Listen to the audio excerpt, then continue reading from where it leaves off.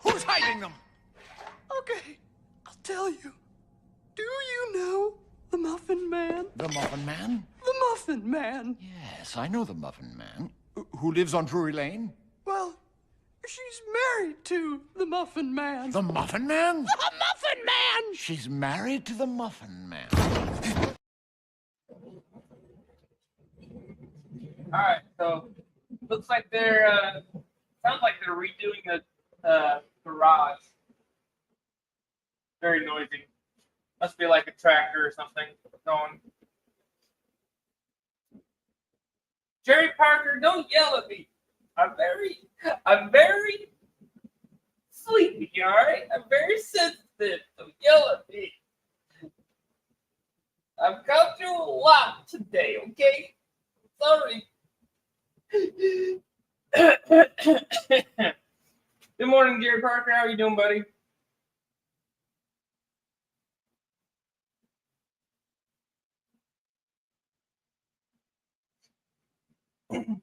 What up, Broke Stacker?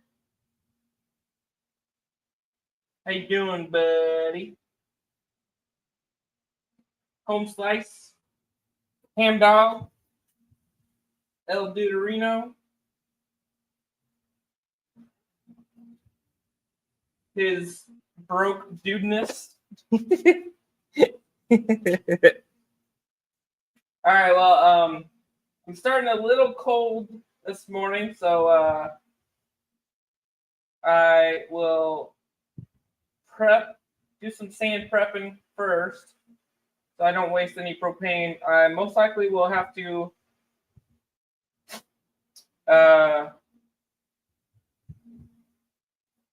replace my propane tank. Oh, shit. Don't want to ruin the good piece here. What up, Scotty? How you doing, buddy? Dave Richardson. How you doing, Dave?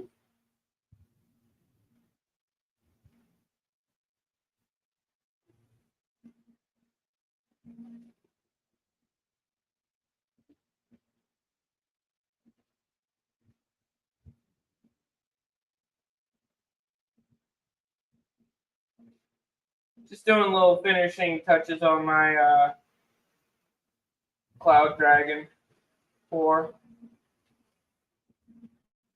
Got a lot of gunk that's stuck in the crevices. Trying to get out. I got new equipment. New stuff for oh, it's passing again. I don't know if y'all can hear that.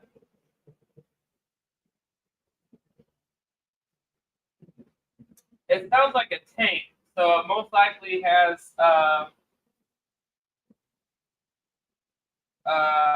those treading, rotating, tank movement things. I don't know if you can really call them wheels.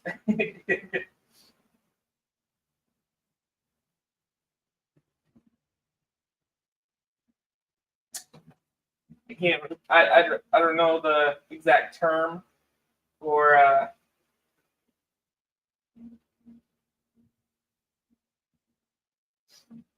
Would they be like a belt treader or something like that?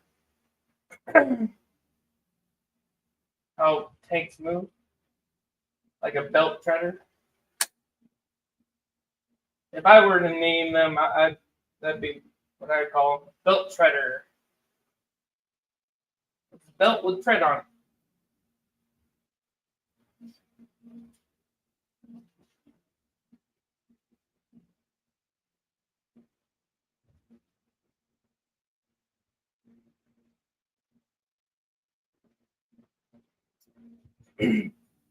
Lots to do today. Working on fresh content. Nice. That's what's up. That's what's up. I ain't gonna hold you up, bruh. You go, you do you, bruh. Go do you.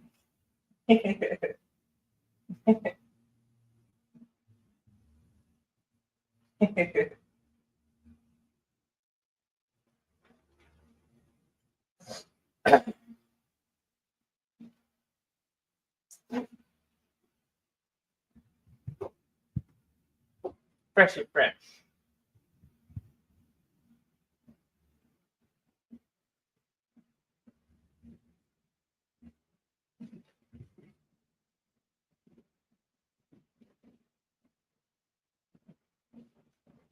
Yeah, I got a lot of floors to clean, so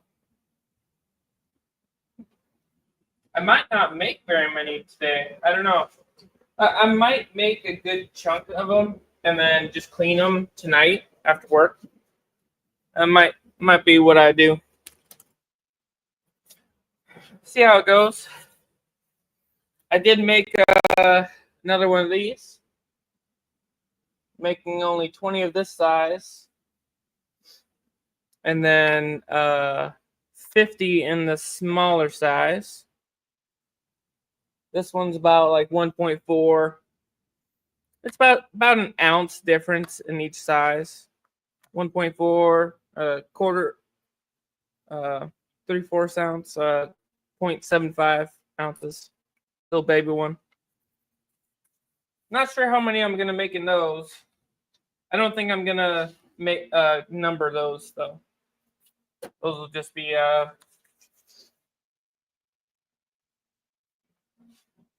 just themselves, not really a numbered series.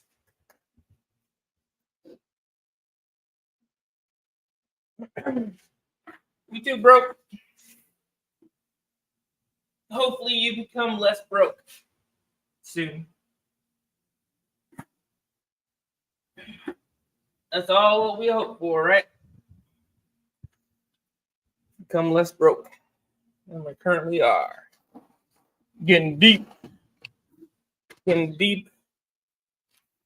Emotions.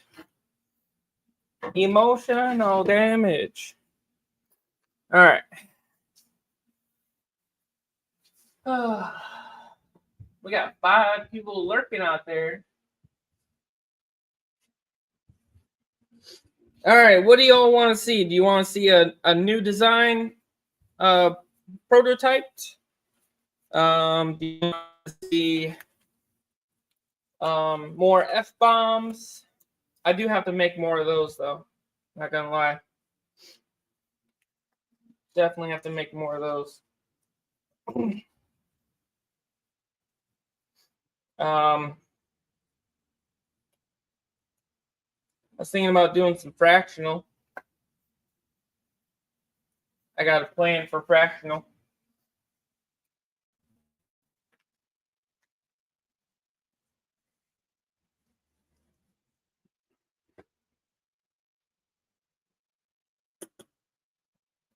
What up, Cartier? What kind of fuckery is going on here? The hot kind. The hot fuckery. Hot and shiny, just the way we like it. Hey, Cartier, you'll have to send me your address if you want one of my poker chips.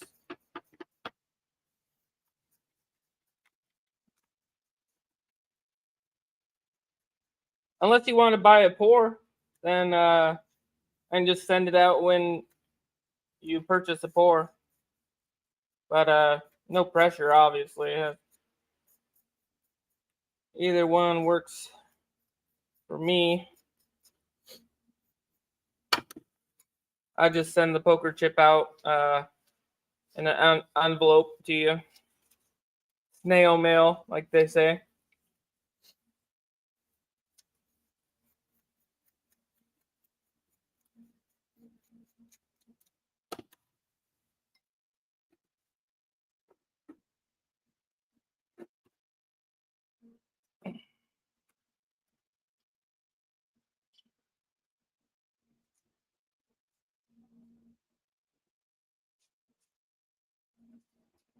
Oh, love a chip swap. I blew my silver allowance last night. Oh no. Oh no. What did you buy? Tell us. Tell us, what did you buy? You're naughty. You blew your silver allowance in one night or over. Bro, what day is it? It's the 14th. You blew your allowance in 14 days? I can't say anything. I can't really say much because I've done that before. Scotty, I just opened up the mail you sent me. Thank you for Coke Grip and sticker. Hell yeah, dude. Yeah, I'm about halfway through my big stickers. All kinds of shit. Over 200 last night auction Palooza. Oh yeah. Auction Palooza can be pretty dangerous, dude. Gotta be careful. They can be very tempting for sure. Hell, I bought a slab shit from them for like $38 one day. It was a MS-70 too. Slab fucking gosh, what was it? I can't remember what it was, but it was a nice freaking slab coin. Well, bullion coin. For $38 and nobody outbid me, and I was like, fuck it. Fuck yeah, dude. Like seriously, that was so cool. Like, I'm surprised they did that. But at the same time, I was like, fuck it, get us at the table. People enjoyed it,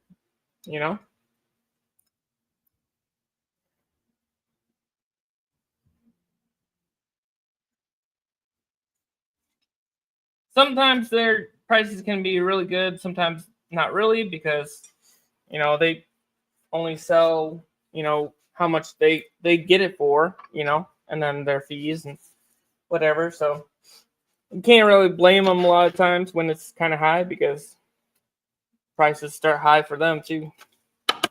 Just like the fractional, I got all those 1 Grammys on my table. The bullet for like $1.90 each. The bullets are $2 each.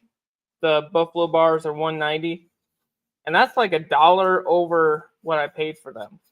So I'm only making like $1 each.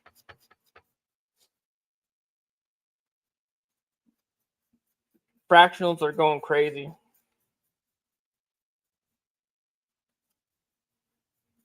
If nobody buys them this coming Saturday, I will just, reduce the price just to move them. Try not to hold the money too long so I can put into something else.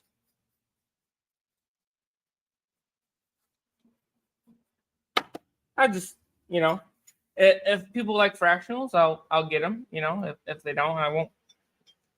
Just change it up.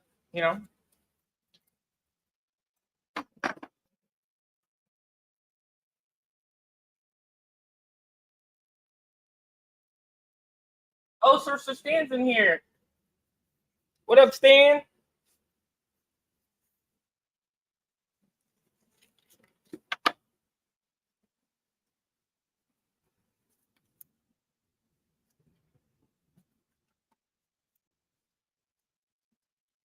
Probably could. I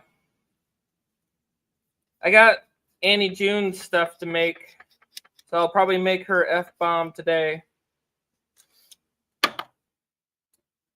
She won a big race of mine, and she chose the Jolly Hunter's Lodge or Hunter's Keep and a F-bomb. So I'll probably make that today. The last one I made for her cracked. It was cracking. I guess it's cooling. It cooled too fast, or in a certain way where it cracked throughout the whole piece, which is pretty crazy. I don't really see that very often. Hell, it could be like a little piece of sand that could disrupt the flow. You know, it's always fucking something. Could always be just a little piece of sand somewhere disrupting the flow of the silver and making it cool. I don't know. It can be very touchy. For sure. Y'all see that prototype that I posted on my community page? It's I called it Cursed Adventure. What up, Muscle Shell? This is the Cursed Adventure.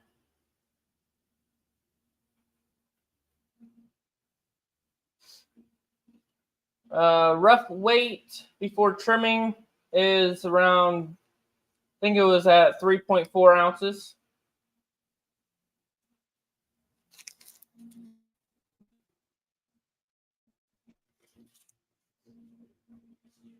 Not too bad.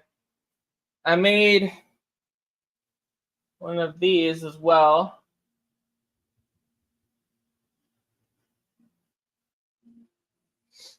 My Cloud Dragon. I think that's my largest small one, possibly. So like medium. I might sneak in a new prototype today, so y'all stick around. I don't know if I want to do this one. I don't know. This one's pretty fucking cool. Not gonna lie. So I might, yeah, I might do it. I might do the prototype here. So yeah, stick around. I'm actually gonna try to fill and prep multiple molds, so that way I have them all done, and then after that I can just pour all of them. So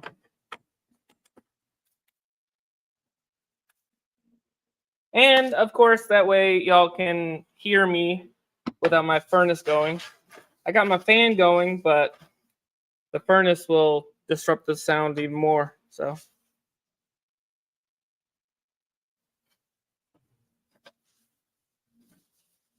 should be in the 80s today, maybe low 90s. I don't know. I like that. I just picked up a pour from FG. Was a pirate bar, 2 ounce, came with this 3D 4 box and stand. Nice. What up, Silver Selling Machine? How you doing?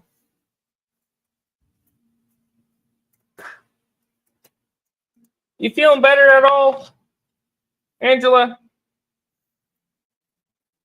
I heard you were sick. You almost get it sick as much as I do.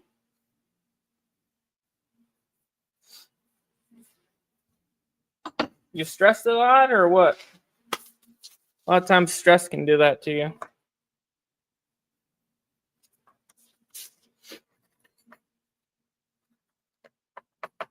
All right, mine will make Sorcerer Stands 2 ounce.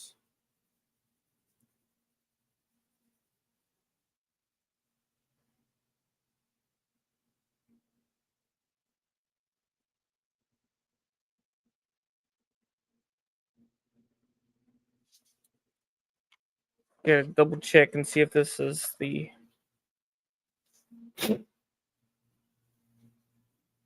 good one.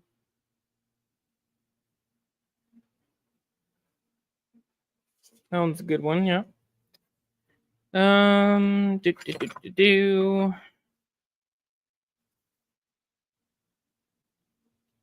Looks okay.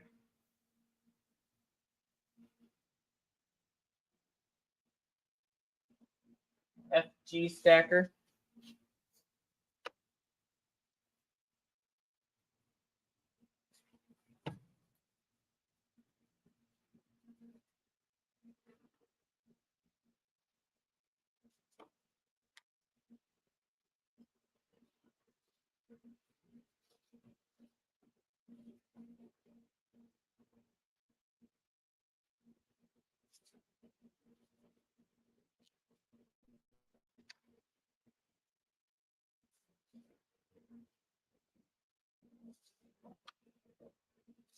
Yeah, man, you'd be surprised on like how well known you might know a stacker. You know, he might be, he might have like 1,000 subscribers. You know, multiple subscribers, but on this side, we might not know him. I've heard of um, a couple stackers that were well known that I'm like, hey, you heard about this person? They're like, no, who's that? I'm like, well, he's got like 100,000 subscribers, so yeah, it's a lot of times it's just based on your viewing. A lot of times they're only on Instagram too, or sometimes they're only on TikTok or you know other platforms. Then they're over there. They're like, oh yeah, I never really go on YouTube. So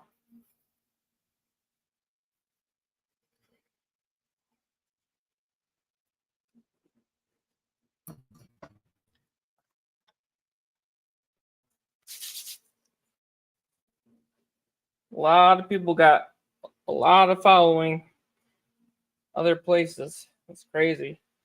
Crazy to think of.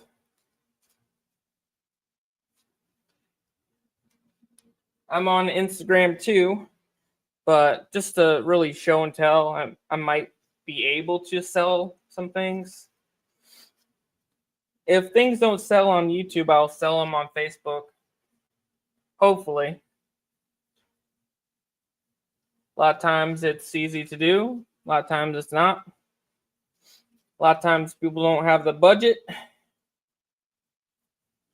But people on Facebook have way more budget than they do on YouTube. At least the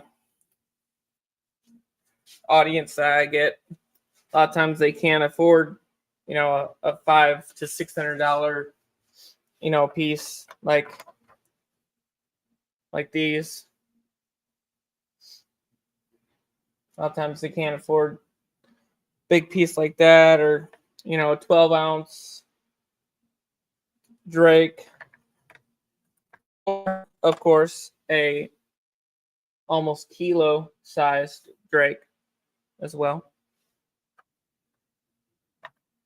So, and that's why I mainly do those for copper. Those are only special order with the big boys, big boy molds there. So,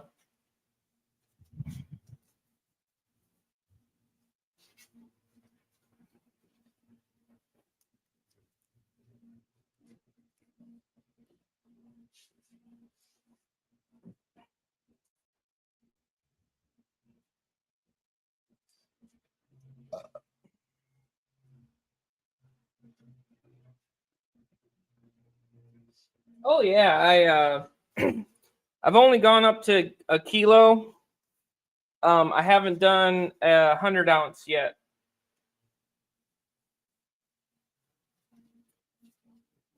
I'd have to probably get a bigger mold or a bigger frame. I got this one.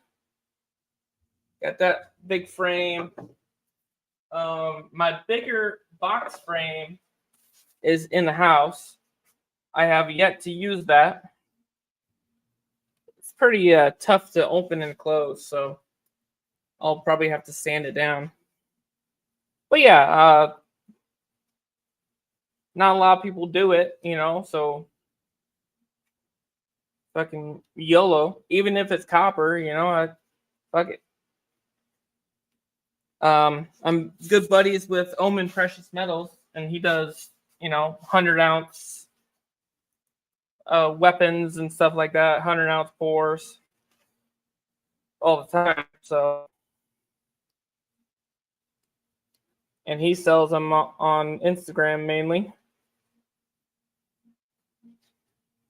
So, he's giving me tips and tricks.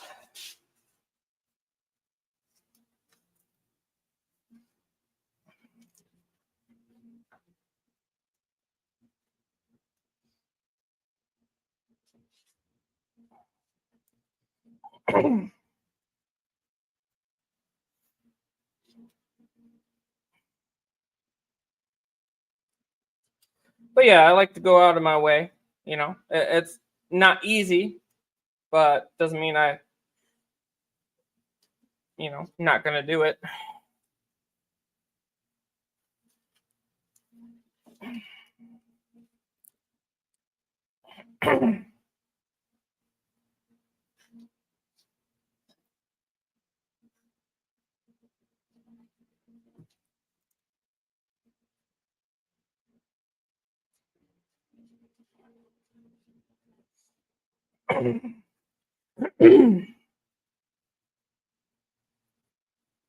Good, I brought my water in here. I'm thirsty.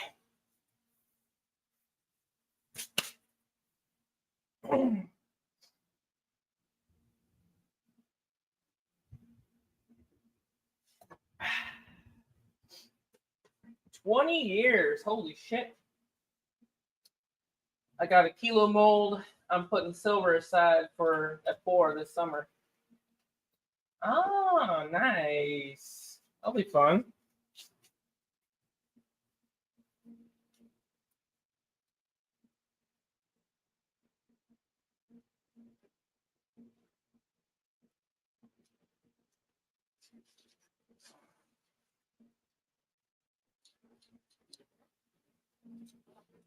Yeah, I found out when I started doing the kilo pours, 100-ounce, stuff in the crucible. The more silver it has in the crucible, the hotter it is. I found that out, definitely. Heats up your clothes. Definitely spicy, for sure.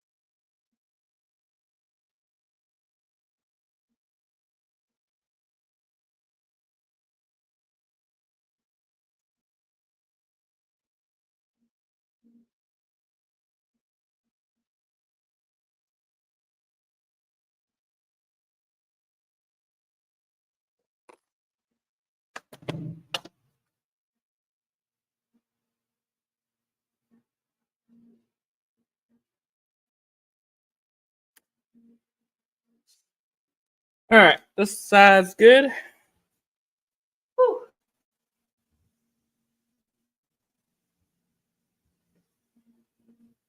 All right. Sorry, I was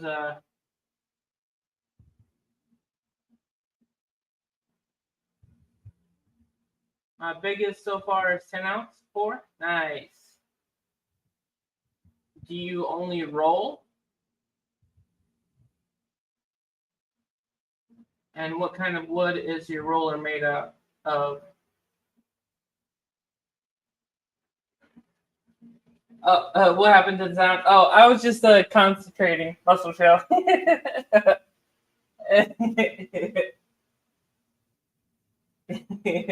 I just stopped talking. I'm concentrating.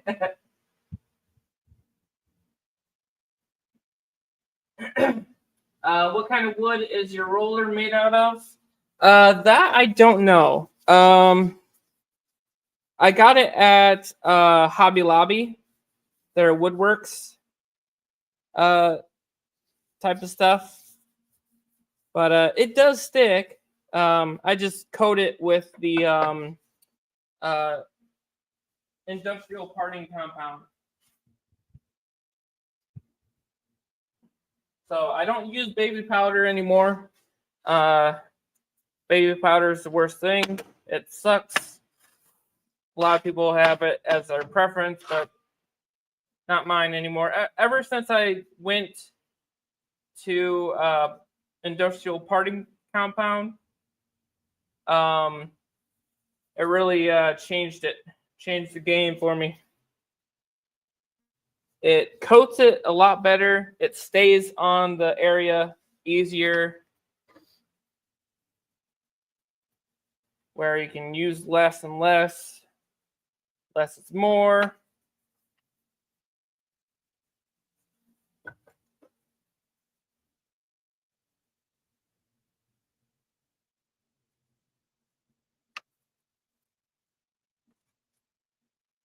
But yeah, I just put it in the powder thing and use it that way. A lot easier.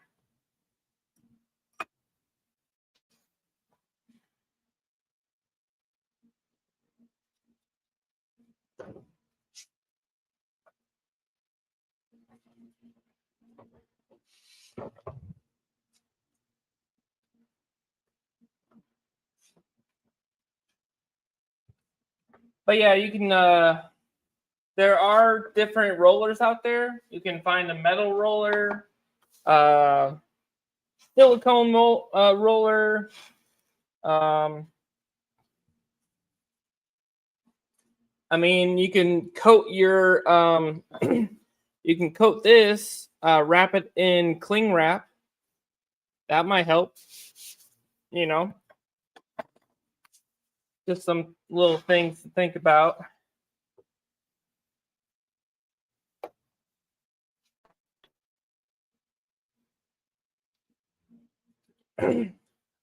Stuff like this you can find on Amazon. I found it easier to just do the ball and then cheese grate it. Saves me from pressing down with my thumbs through the wimpy little crates that people use for food or sifting flour, whatever. Like this stuff. This little grate that'll break down and whatever. It's cheap, don't get me wrong. People, you can buy multiple of those, you know, but this is saving my hands. I already have problems with my hands and stuff, so this saves it from me pressing down too much, trying to squeeze that sand in between the grates. So just think of it as cheese grating, you know.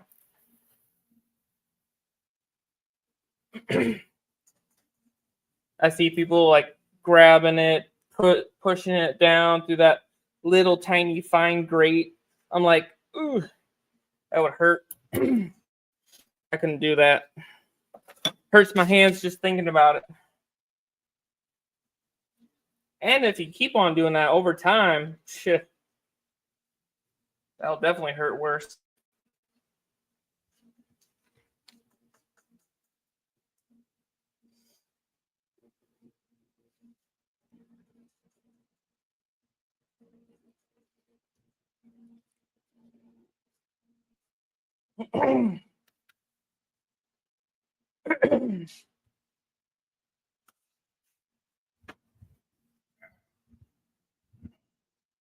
Oh yes, I saved this.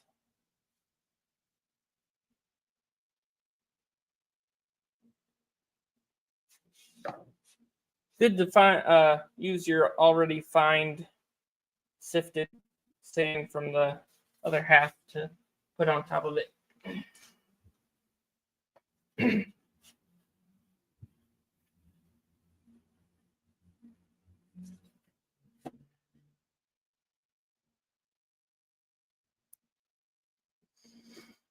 But no, I do hammer a lot of times if I need to, because I mainly do that for the bigger pieces because it's such a big area to push down.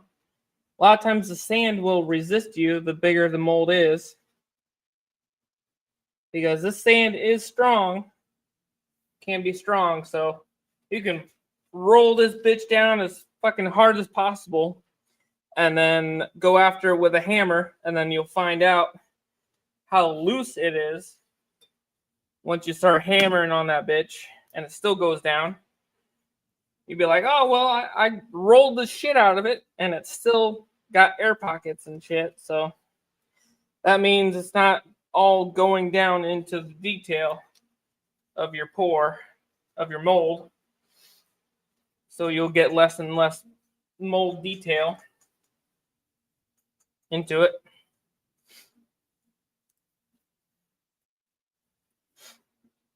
But so far, the little tiny molds like this, I don't really have much of a problem after rolling.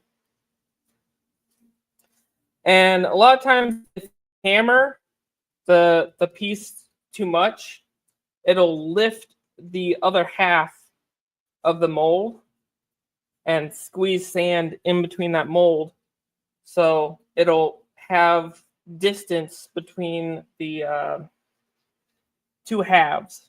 So I found that out with the wood as well. So if you ever do hammer your sand down, I would recommend clamping your two halves of your frame down first and then go at it with the hammer. That would prevent the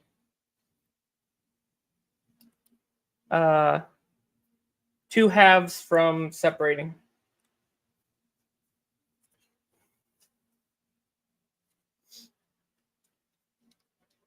Just some clamps like this, I think, would do for hammering. These will lock in, and they're cheap-ish. But Danger Metals did a pour not too long ago with a wood. His sand was enclosed. You know, there's a little bit of air pockets, but it still exploded out of the sand. So it exploded right here. There must have been a weakness in the sand inside. So it expanded and exploded out of this side here. So I would recommend, I've always done planks of wood.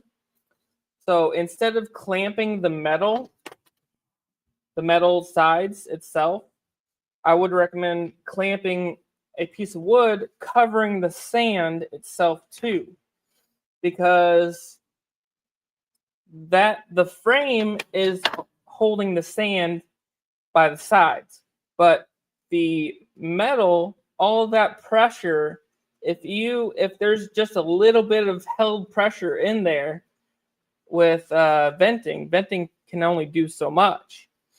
If you got enough pressure there, even with the venting, it can expand that sand and leave a gap. So even if it doesn't move the frame, it can move that sand up and create a void in there as you're pouring. So kind of like a blowout, but it's a very subtle blowout to where it'll expand your mold inside and leave it deformed. So just coat it.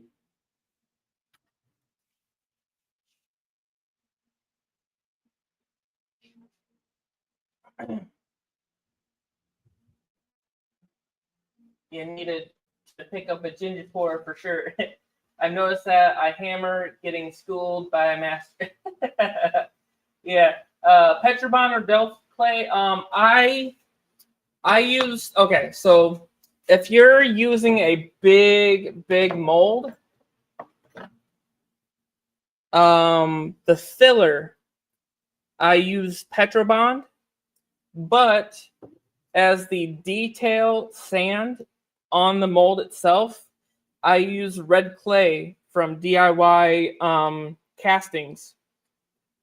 It's a really freaking amazing sand that a lot of people don't know about.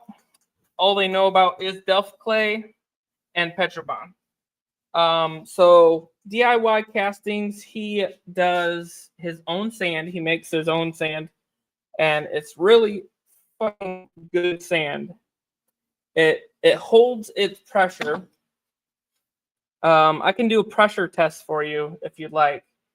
But a lot of times I can't do this with Petrobond. This is the red clay. So I can make a ball and press on it for a pressure test if you'd like. But red clay is expensive. That's why you want it, if you're doing a big pour, you want the Petrobond to be a filler. So you'll put the red clay on the mold itself to get that detail back. Press down that red clay, get that red clay on there, and then cover that with Petrobond. So obviously you're going to lose that red clay into the Petrobond when you reuse that whole filler. So you'll put it back into the Petrobond, and that red clay will be in that Petrobond now. But it will give you better detail in your big pours, all while not having to use all of your red clay that you bought.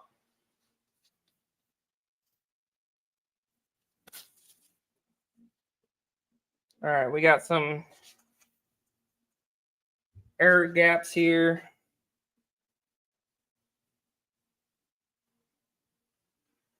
So same with Delft clay. If you use Delft clay and Petrobond, act like the Delft clay is the red clay. Delft is as almost as good as red clay. I wouldn't say it's the same, but it is better than Petrobond, obviously. But on top is red clay. Red clay is the best. Like I said, not a lot of people know about it. He is a small business guy. He's on Facebook. I think he's on Instagram as well.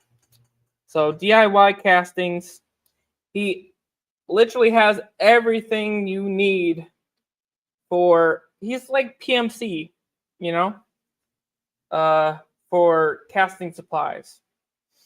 He deals with like jewelry. He does jewelry on Facebook all the time. But yeah, red clay is the best. And Delft clay is just below that fineness.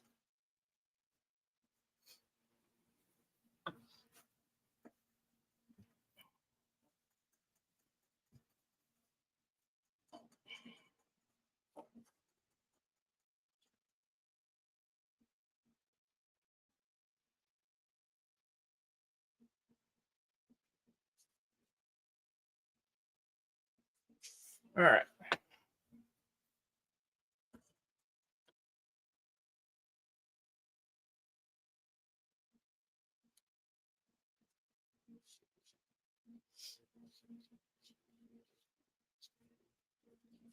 I've been pouring for maybe just over a year, I think. I think I got my first prototype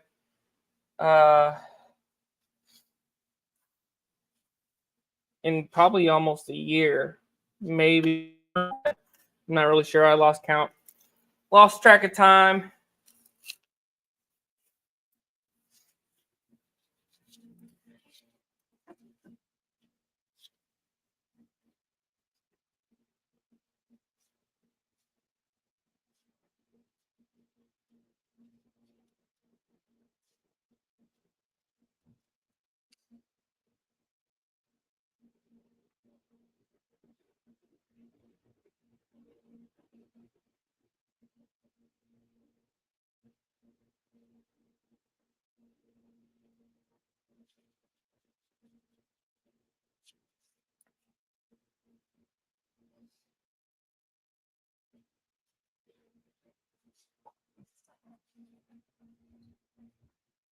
Yo, what up, Hard Knocks? How you doing, buddy?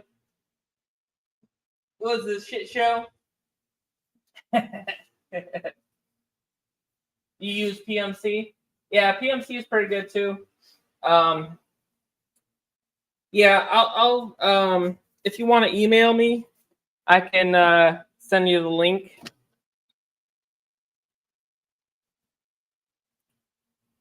But yeah, it's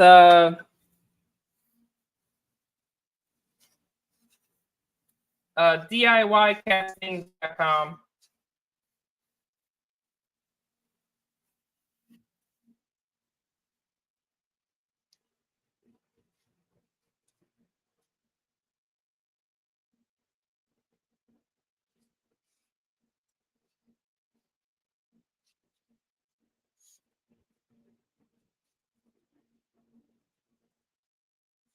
How you doing?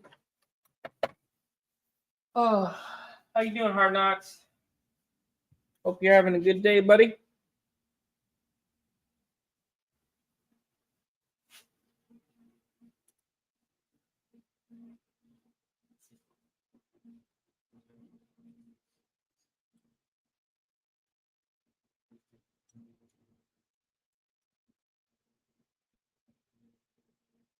I learned a lot from Hard Knocks as well, Cartier. I learned a lot from Hard Knocks, Omen Precious Metals, Angry Warrior.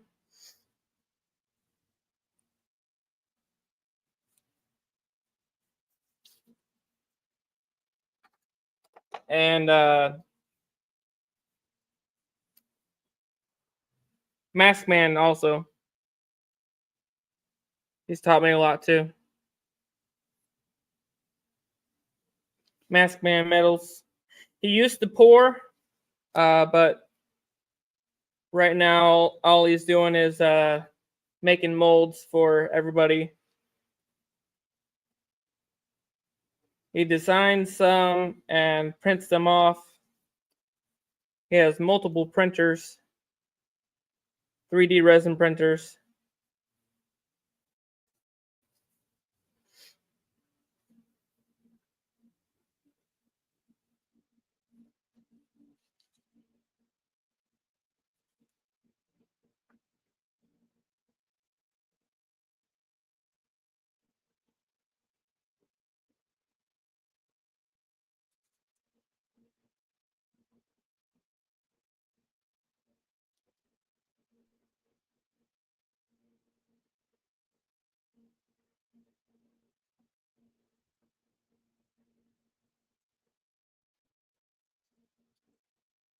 All right.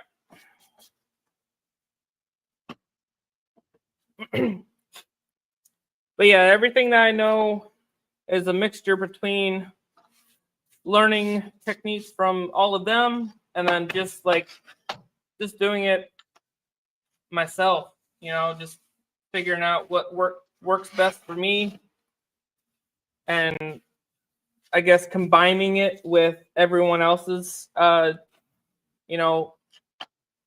techniques, tips and tricks.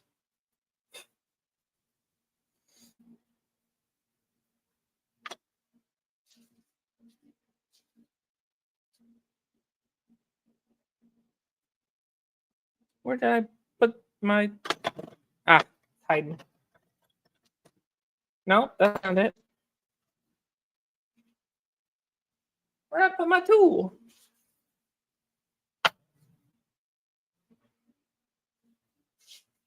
Oh, shit. It's right over here. Jeez.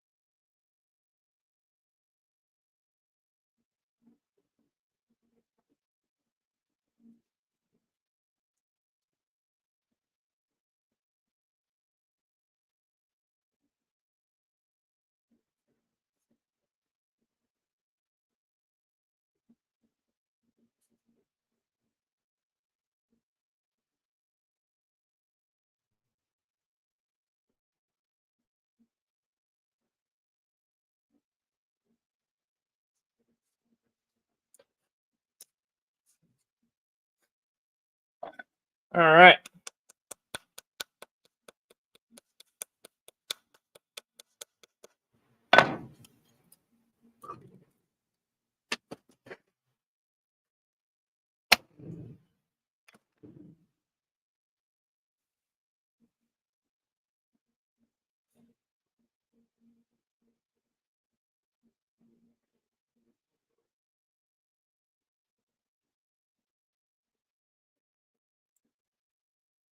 And that's a trick that I learned from Mask Man, because a lot of times you cannot pull a mold straight up and down from sand. So if you hit it crossways on a void like that, it'll keep that sand in there, and it'll force a downward force towards the mold to rip it out of there straight up and down. That way all of that detail stuck in there.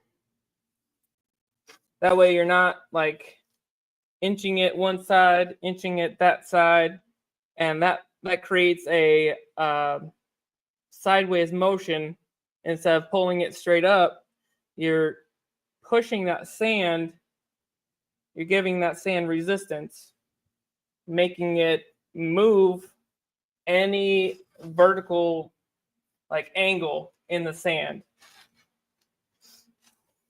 If you have all that vertical angle in the sand and you try to pull it sideways, it's gonna disturb that vertical angle and disturb that sand.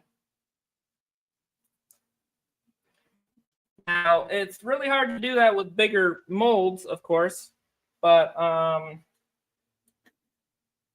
guess try to be careful, try to inch it up, and then tip it over onto, what I do with bigger molds is I do this. So you got this void right here, and you got your mold right here. So let's say you got your mold here, tip it over, use this platform.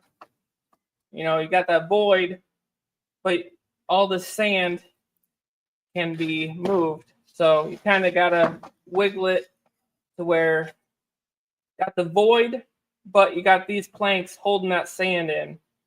So, and then just tap it. Just tap it like that, and then it'll fall out. That's how I do with these big molds, because you can't just slam it down because all of that sand area is going to move. So just got to, tip it over and just tap it. Tap it down and it should pop out. That's how I deal with the bigger molds. All right, so we got this done. Got this mold done. But yeah, that's something that I learned from Mask Man Metals. A lot of times he's lurking in the chat too, so we can summon him if you'd like to chat. What up, Daryl? Hey, Frosty. How you doing, Frostbite?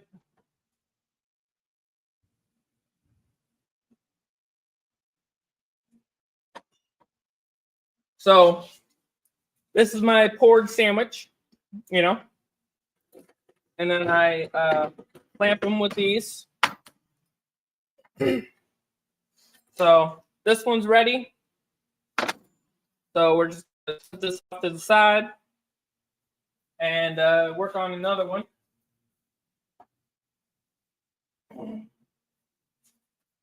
Go at it. Now, I am a lot slower than most people. I don't know. I guess I'm very cautious, mind you. Like I said, I've only been doing this for just over a year, so I'm not very fluid with it. So for someone like Hard Knocks Metals, he does this shit for a fucking living. He fucking does this shit every fucking day. So he's like, push it down, fucking flip it, push it down, fucking take the mold out, done. I'm like, fuck. Like this dude over here making me look bad. Check your phone. All right. You're making me take my gloves off. Look at oh, sweaty. There he is. Hard Knocks is like, yeah. Hard Knocks is over there probably like, damn, I could do this shit like in half of the time. Ginger, you're slow as hell. Oh, okay. I got you. When they lock in here.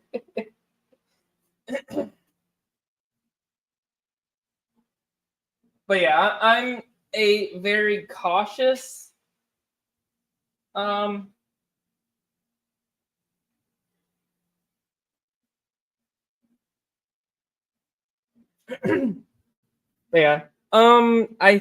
I really think it's in the trauma that I got with my first design. So let me tell you about that first design. So here's my first design. Okay.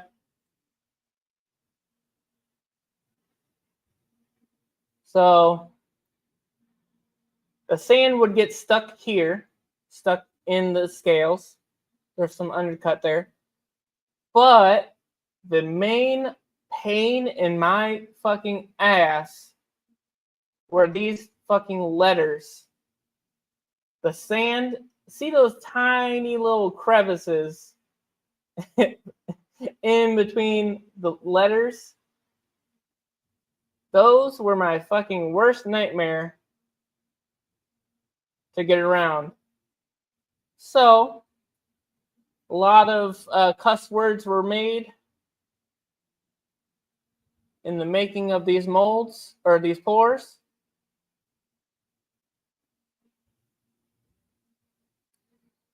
And, yeah.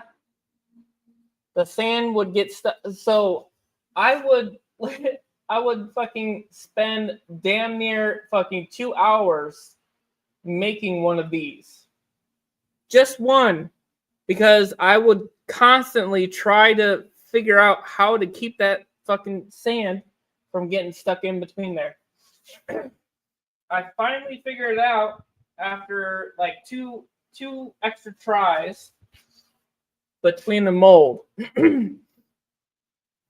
So I fixed it. It happens. It happened every now and then. It happened less frequent. And yeah. Main story of that is I started different molds and people lost interest in the first design I had.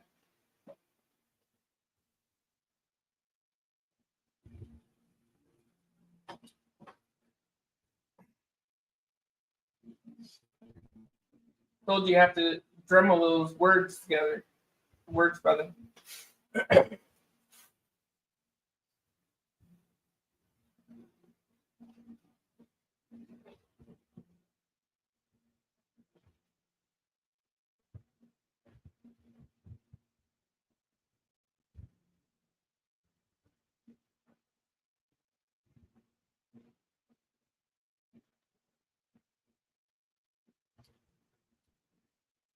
Yeah, let's not think about it.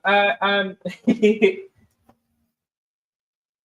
I was just looking at it, and yeah, I don't want to go back to that type of bullshit. I don't want to relive that. It was a good experience, though. I got them to work, so got it not to, stick on those words. So that was a lot of heartache, but it was a good learning experience, that's for sure. So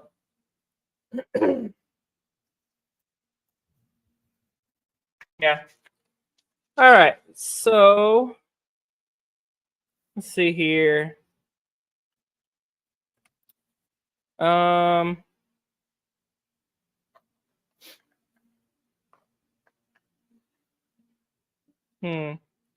Let's do an F-bomb here. Let's try that. Need one for Annie June.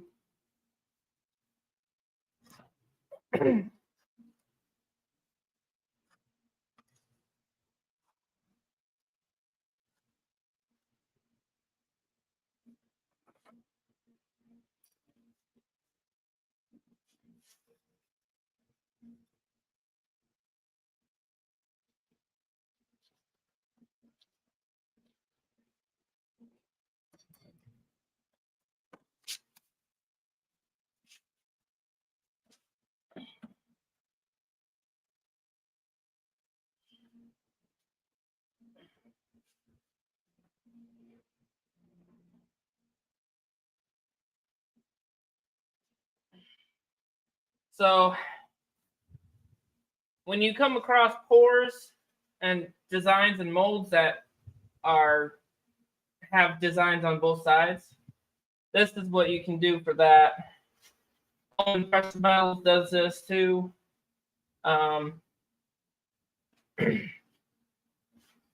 he taught me that way as well, because that's how my first design was. It had designs on both sides, which ultimately I want to do always. I always want to design on both sides, but it takes a lot of money for someone to do that. And the people that make my molds kind of, I guess, in a sense, don't get that concept, I guess. I don't know. They've been just doing designs with flat back, just ordinary, designs. But yeah, I ultimately in the beginning wanted every single design of mine to have a design on both sides. So, but I guess it kind of didn't happen that way, which is fine, a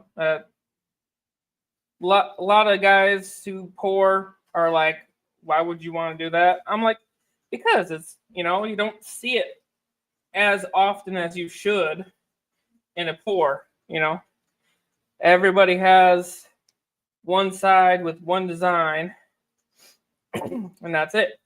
They'll stamp the other side, yada, yada, yada. Bob's your uncle. Same old flat back on it, and then they'll stamp it.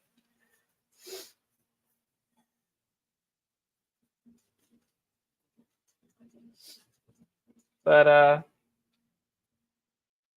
yeah, every time I ask one of the designers that I use to see if they can put a design, like if you have a dragon on one side and it's facing you, I want the reverse of the dragon to be on the reverse, a mirrored side of it, the back side of the dragon. But every time I try to describe that or ask them to do that, I don't know, communication is limited, of course, but I'm just like, yeah, it looks fucking awesome. One side looks awesome, So I just take it. Fuck yeah. It'll probably cost more to have them do it the way I want it.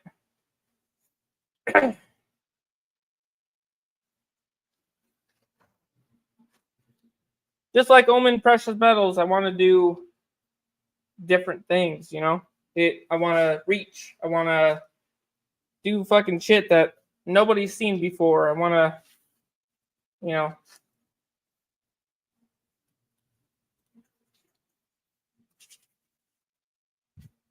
That's why I like custom shit. I want to. I don't want to mold that everyone and their fucking uncle can have.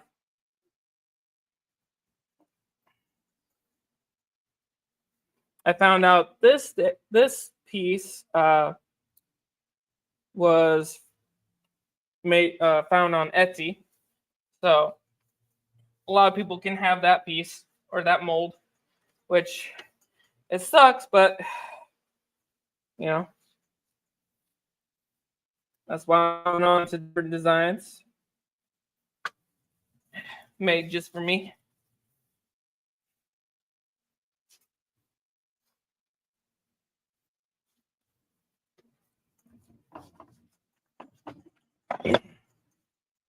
So if you ever Cartier, I think I've shown the World of Dragons series, the 1 ounce World of Dragons.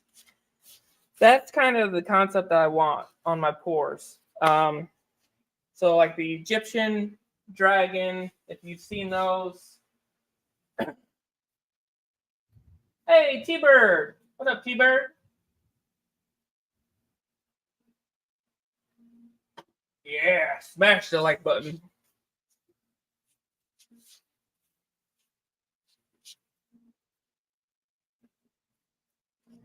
All right, so this is how I did it with my 3D design. So both designs on front and back, right?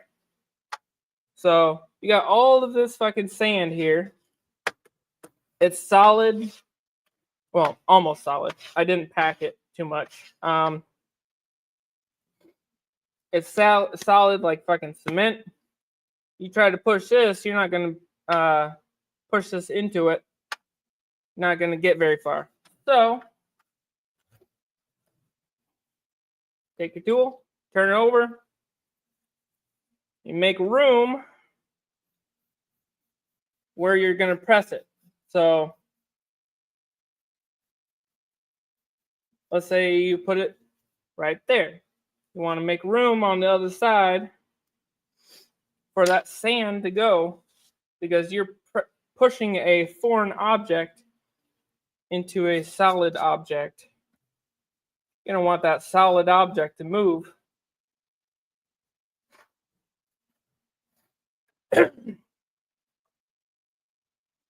Or else you're probably going to break your mold if it's plastic, you know, or resin. Probably going to break that mold if you try to force it in there.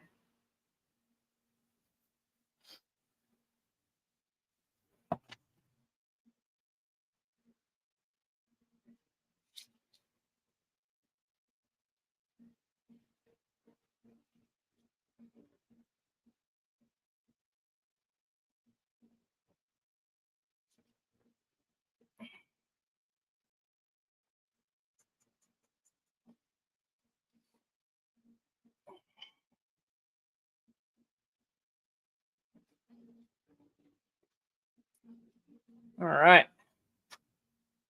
And it fills in with little force against you, pushing that design inwards.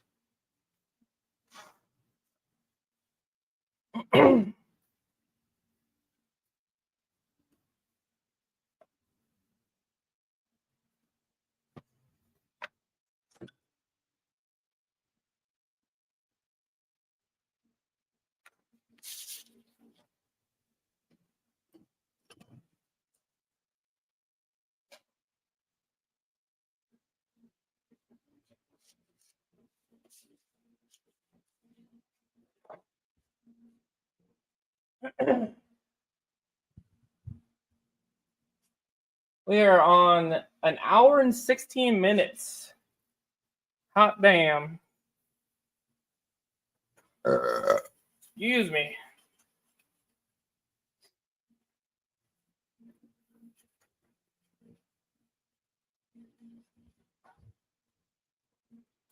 So that's how you deal with complete 3D designs.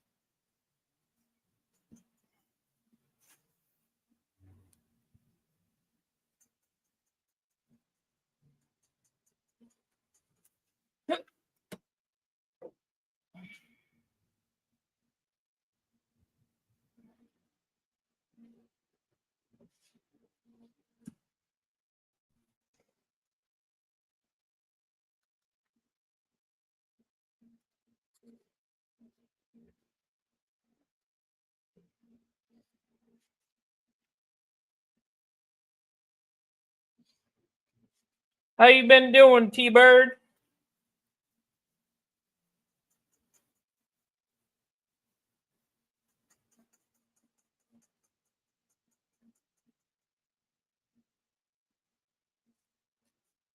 I don't want to work today, everybody in chat. I don't want to work, but I gotta. This weekend's my 3-day weekend, though, so something to look forward to.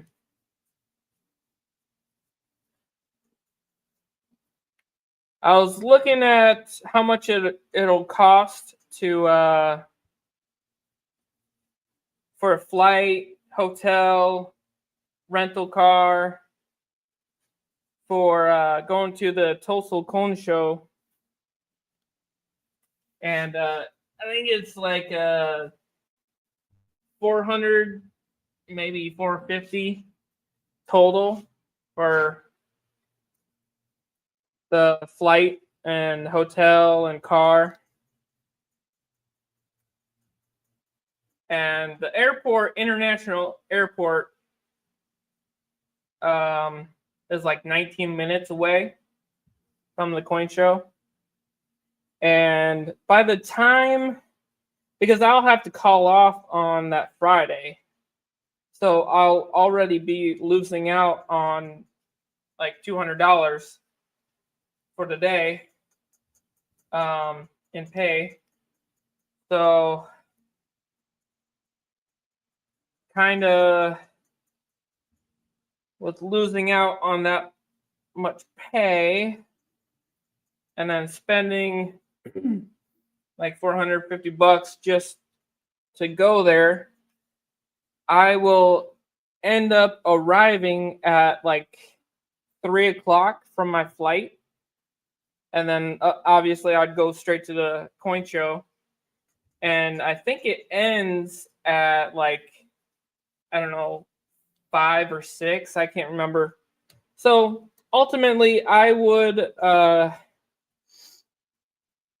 get there, spend maybe 2 to 3 hours at the coin show, go to bed, wake up in the morning, go to the coin show again, then have to leave. I think the return flight Saturday was in the evening. I think at like 2:30ish. So basically I would be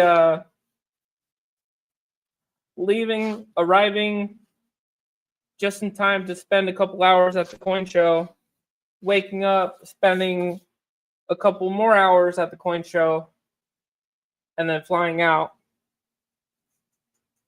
So I don't know if it's going to be financially, sound for me to go. It'd be nice to see everybody, but I wouldn't be able to see them for very long.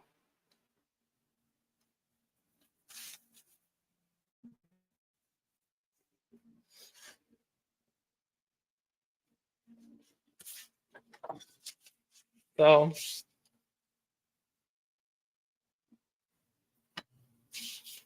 and it's like a 9-hour drive if I were to drive there. So that definitely does not work for me.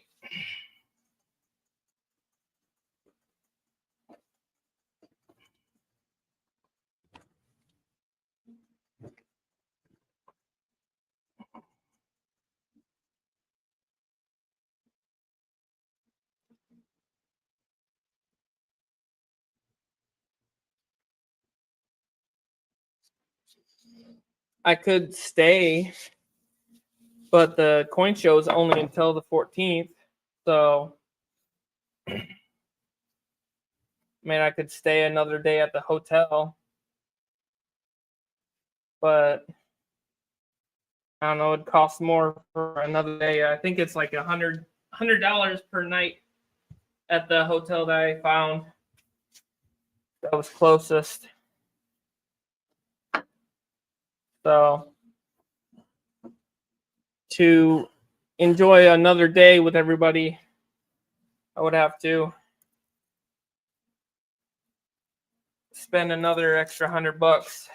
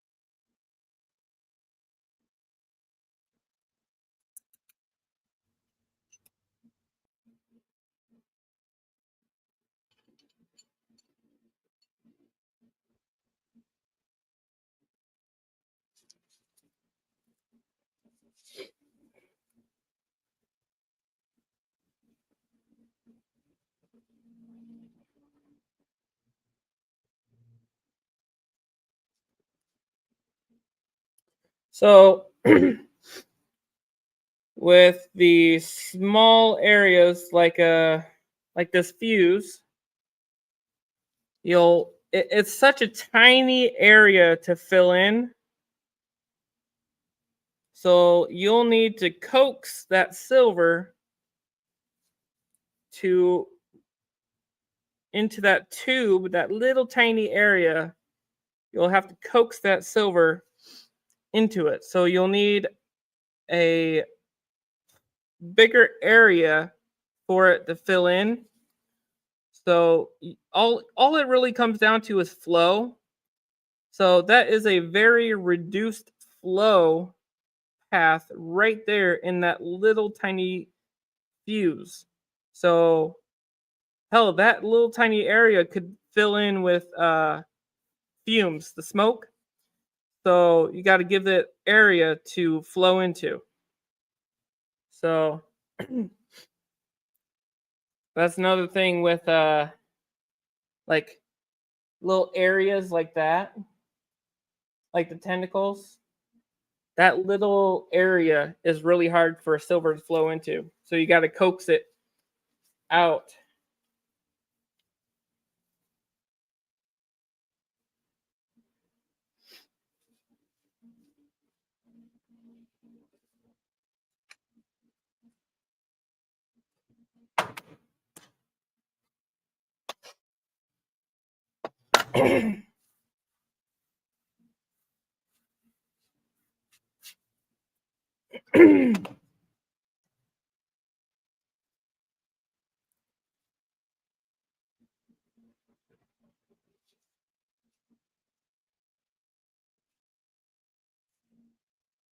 Oh, what up, AZ?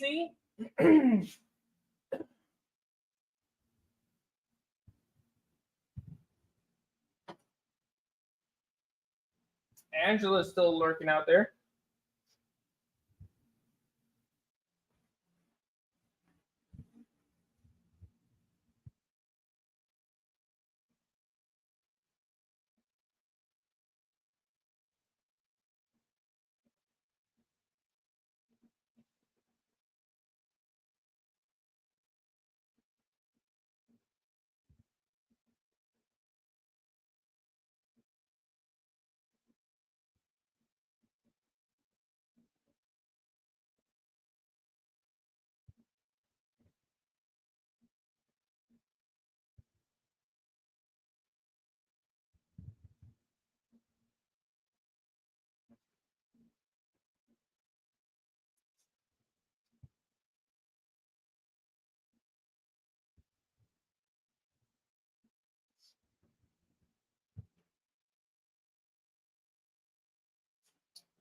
All right.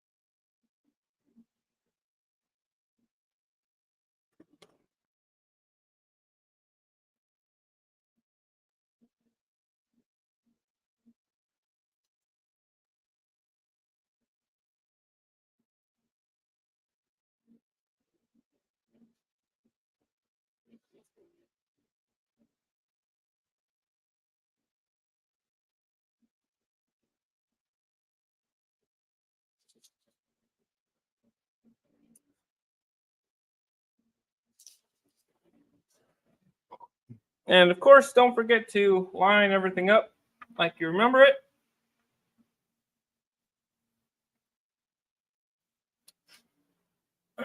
This one's ready. I hit my elbow. Ow. All right, another one. All right, so I can't remember if I can do this with the metal ones. So yeah, I'm pretty sure I can.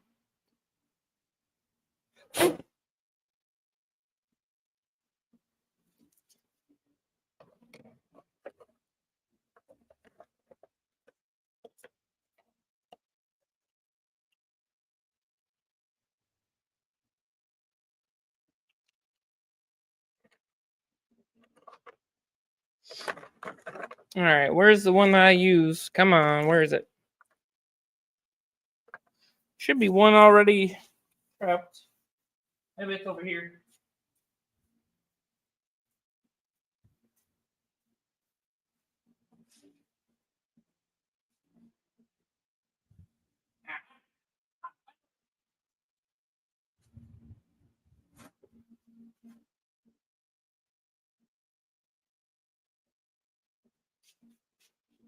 There we go.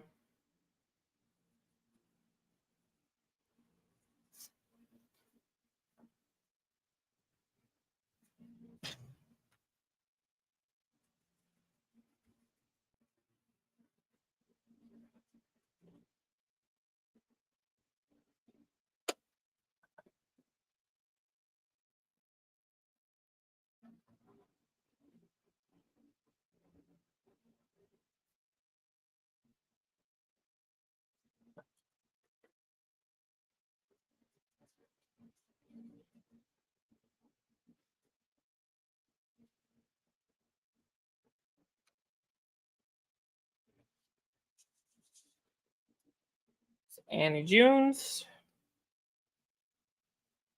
See, it just barely fits in there.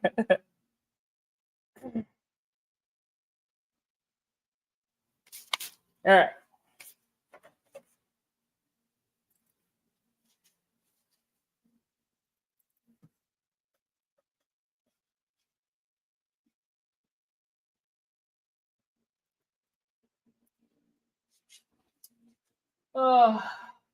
Hard Knocks. Did you have a kick-ass day, brother? I'll get with you later.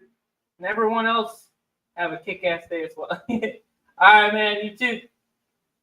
Chris Foster, welcome in, buddy. Hey, what kind of sand do you use?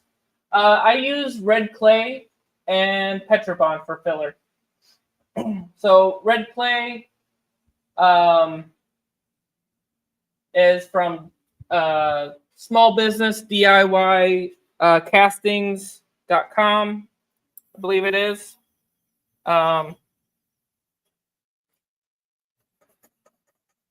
He's also on Facebook.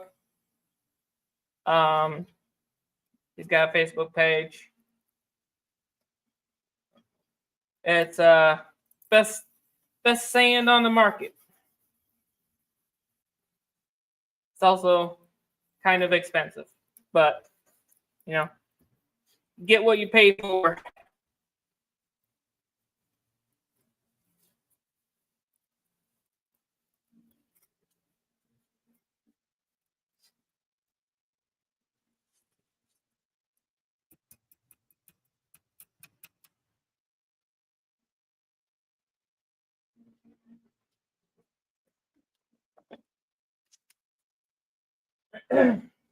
Yeah, no problem.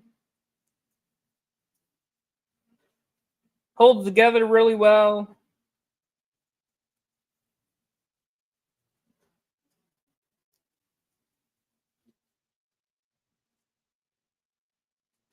Guy who makes it is a pretty cool dude. He does a lot of jewelry, castings. He does pretty small stuff, small jewelry. So when I show him the big stuff, he's like, "Damn." Most people in that community of jewelry don't really know about pouring or collecting pours or silver stacking itself. So whenever I show them that, they're like, "What the hell is that? Why did you shape it like that? That doesn't look like a ring."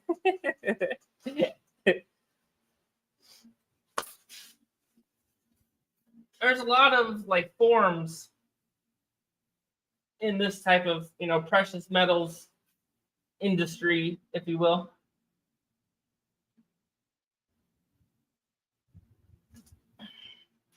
So it's no surprise that people are like, "What the hell? Why are you? That doesn't look like jewelry."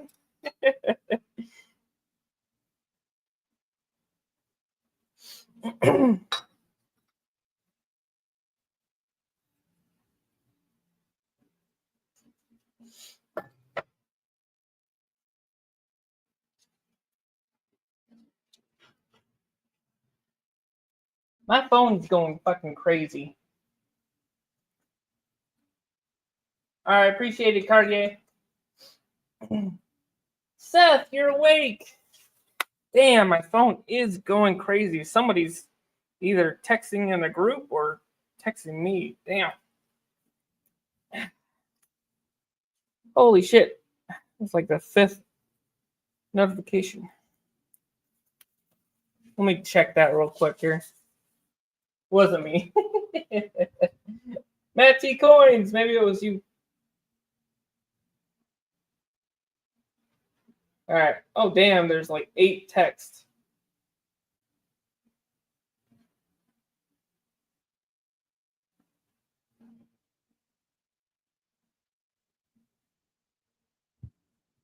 Damn, Angela. Holy shit.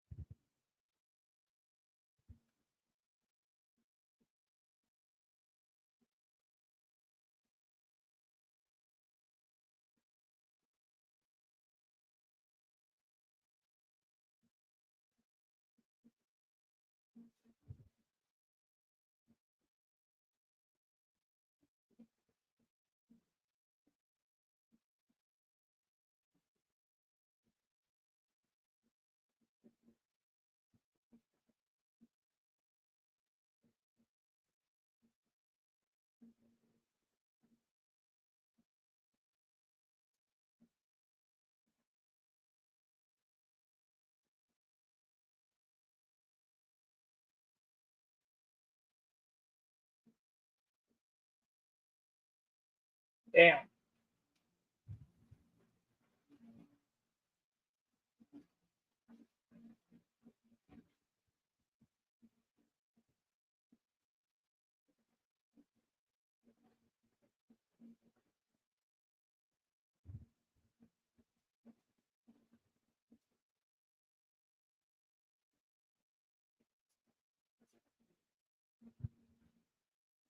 Oh, Chris, I want to get into boring, looking to make some pirate treasure, possibly buried on an island nearby.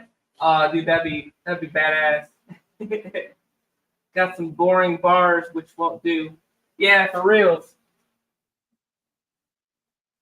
Yeah, man, that'd be tits, dude. Hell yeah.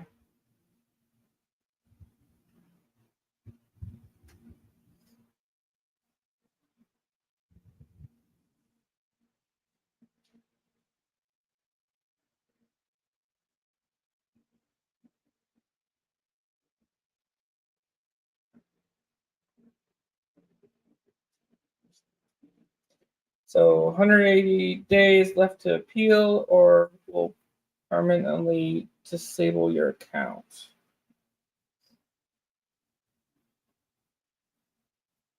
Yeah, it looks like Rock Solid's Facebook account got uh, overtaken, I guess. I don't know.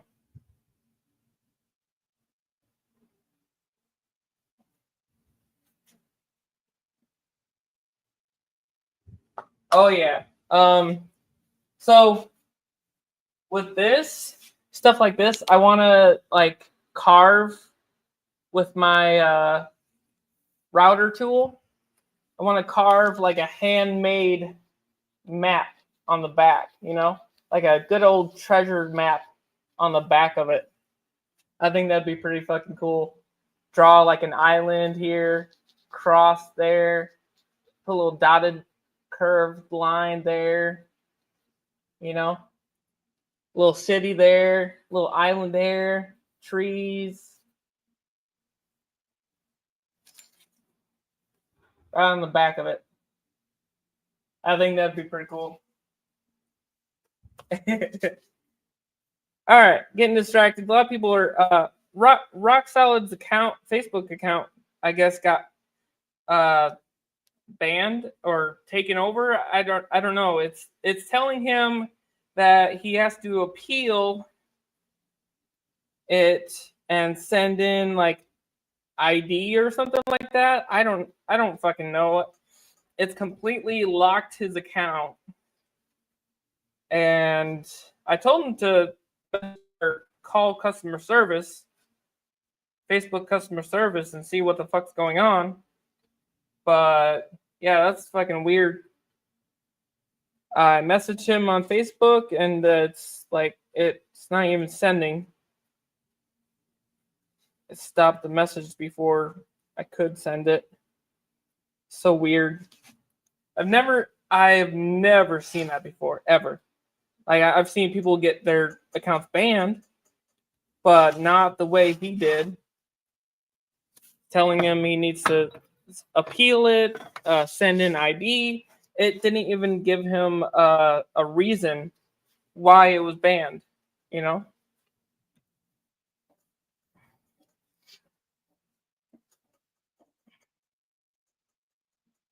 So weird.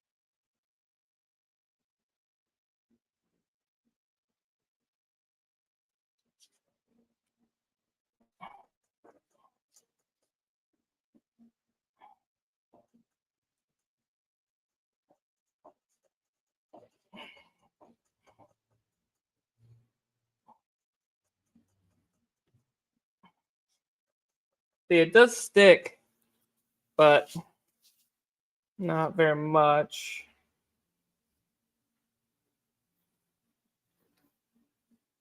And you know how sticky and crappy Petrobond is, right? Cartier, have you messed with sand at all? Sand with the Petrobond, if you're messing with it and you get crappy sticky hands from it on your gloves, put some powder on your hands, rub them together, then you play with your sand. It'll prevent your hands from getting too sticky and gross and full of fucking sand.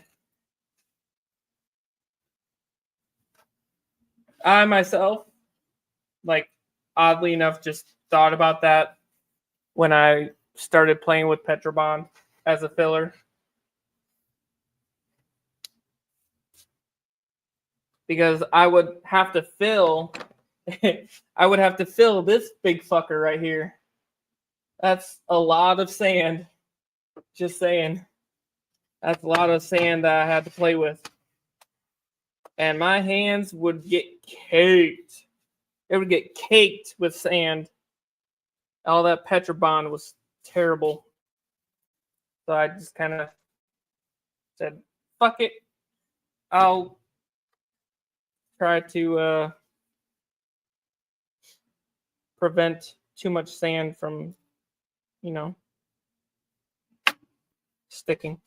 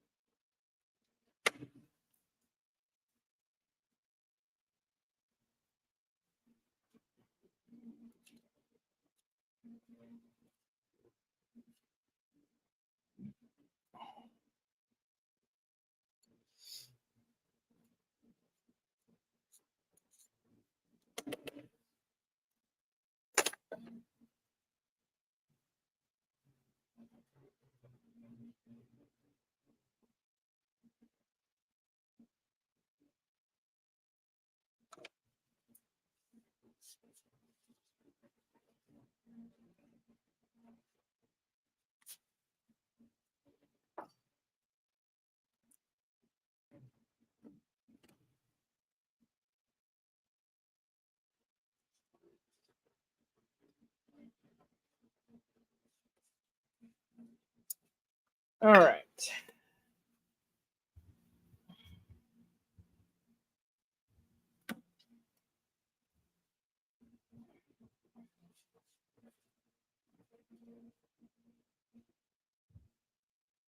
Right? Yeah, it barely, it snugly fits in there. Yeah, it did sound like a scam to me, but it completely banned his account. When he tries to get in it, it pulls up the long fucking message saying, you know, this and that, appealing, and you know, usually it avoids you having to message Facebook themselves. Usually it gives you a number to call. Oh, you know, you have to call this number and blah blah blah, or whatever. But I don't know, it's really hard to decide on, you know, why it's doing it.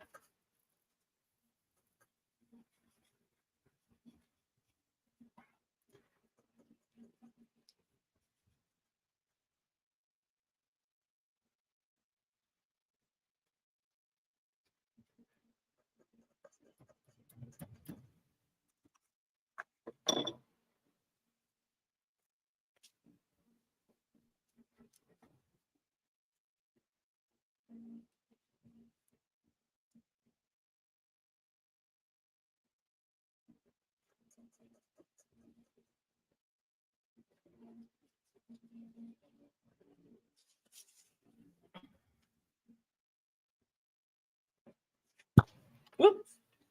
Hit you with my elbow.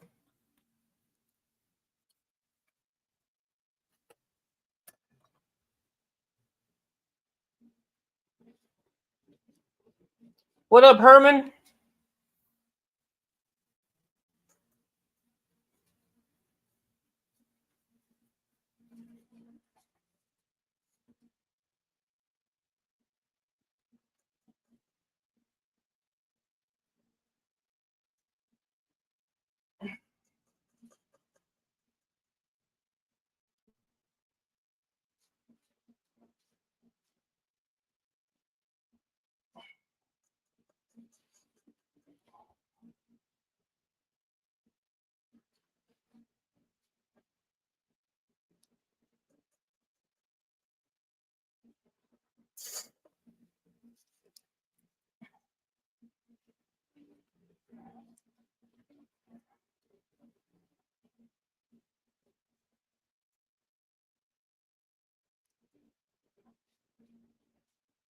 Yeah, I also learned a lot from Herman and SGT as well.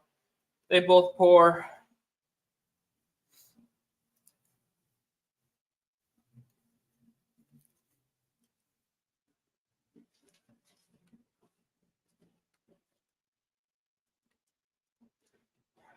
Kind of gotta have like a niche, or like a type of pour if you want to sell your pours as well.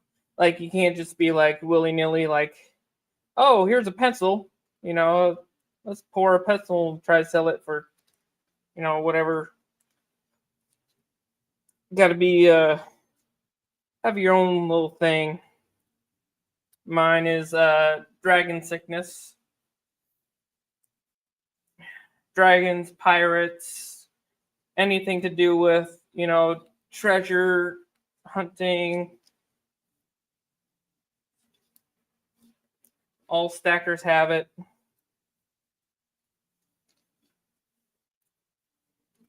Every time you purchase gold and silver, got that dragon sickness in you.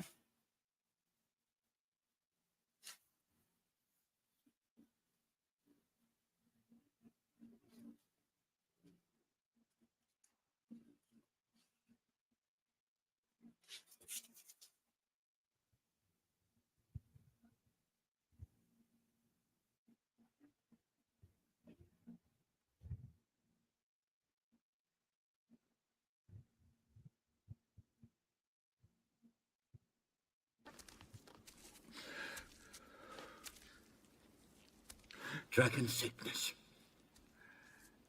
I've seen it before. That look. The terrible need. It is a fierce and jealous love, Bilbo. It sent his grandfather mad. Yeah, buddy.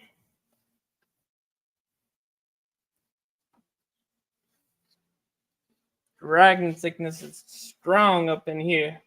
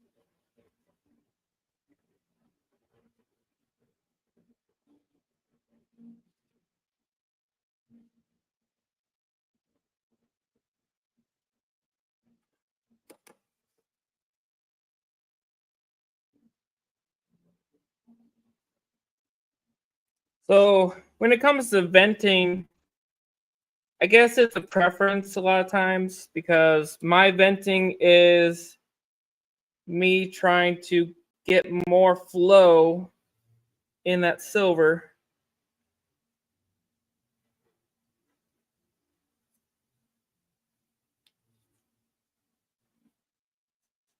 So it doesn't cool down faster.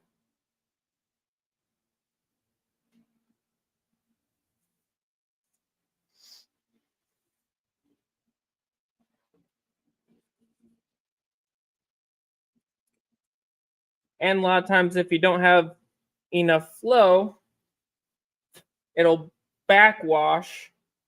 So if you're pouring fast or pouring fast like you should, it'll go down fast, but it'll ripple up. It'll ripple upwards like water, and it'll create pockets, little air pockets or ripples in your pour.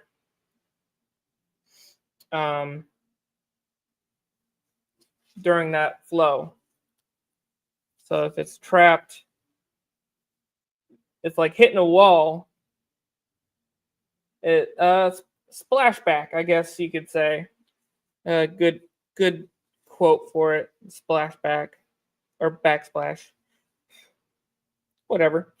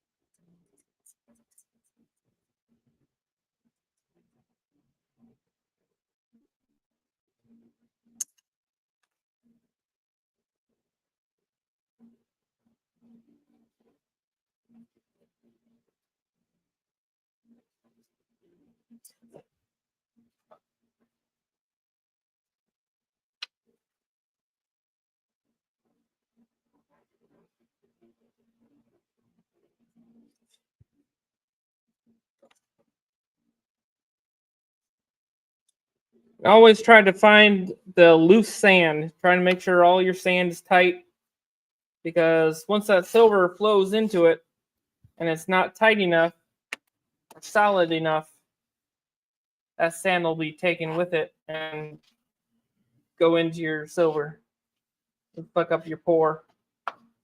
Just like flux, if you ever put flux into your pour, which if you use crucibles, graphite crucibles, not really supposed to put flux into it. But if you do use like a ceramic cup for pouring, you got to use flux in that. But that flux can go down into your silver and fuck up your silver and fuck up all your design and shit. So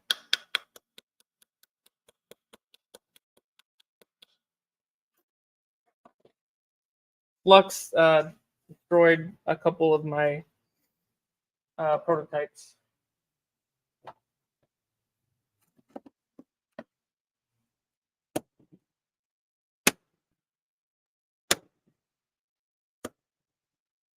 There we go.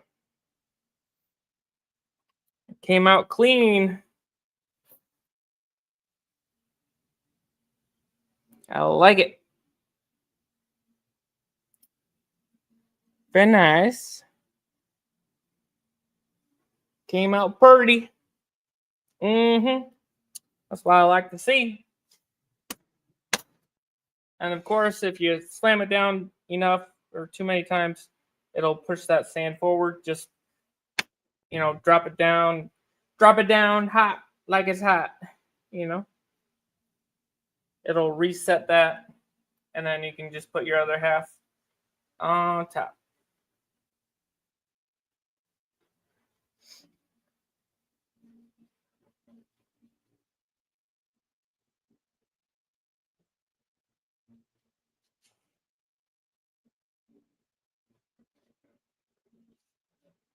All right, another one down.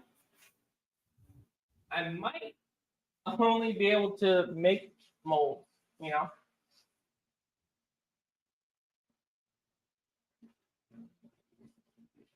Little anxious on that dog. You're not running fucking backhoe. Yeah.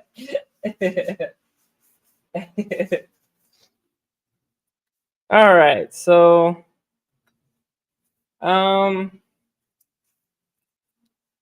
let's do another big one. Well, at least a 12-ouncer. I gotta make a couple of these again. Actually, let's make a big one. I'll pour a big one here, because I gotta get this for Sorcerer Stan. Get his order going here.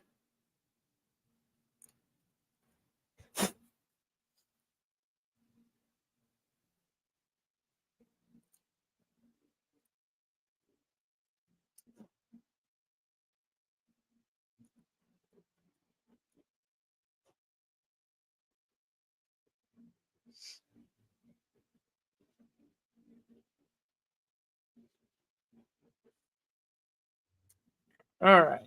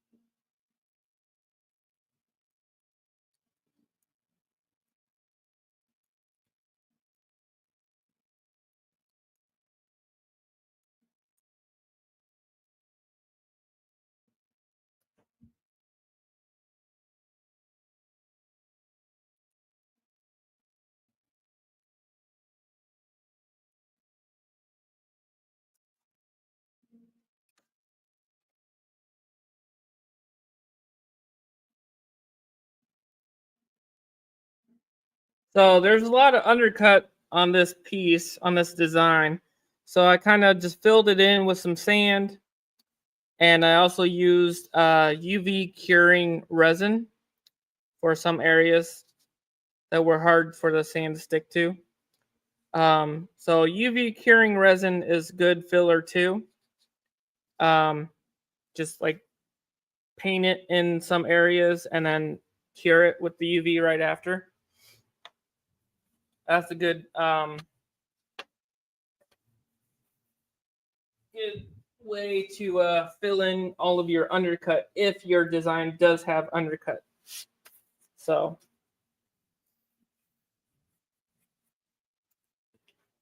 it's a good learning experience if your design isn't specifically made for pouring or sand casting, because you get to really learn how to deal with obstacles, you know? Really good learning ability.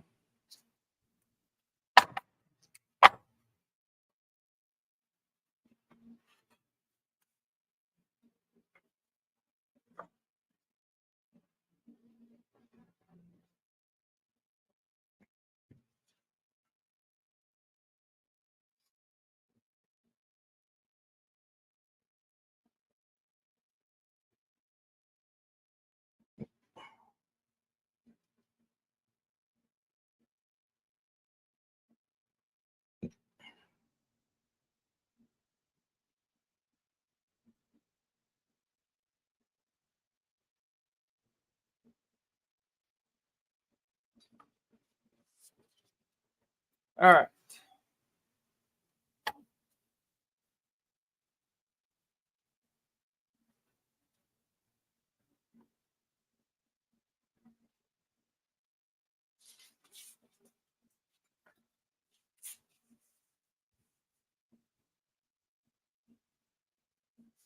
Hey, what up, Seven Stacks? Y'all just got back from picking up my granddaughter from school. Oh yeah. Need an air compressor to blow that shit out. Yeah, I got an air compressor.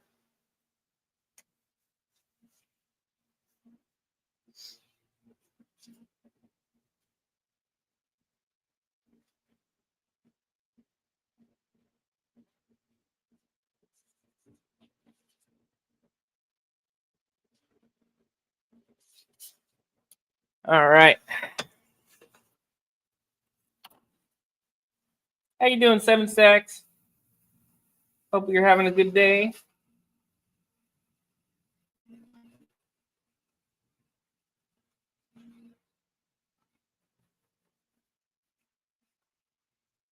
But yeah, everywhere I got sand in there, and UV curing resin, that's where it's cutting. That's where it's taking up sand.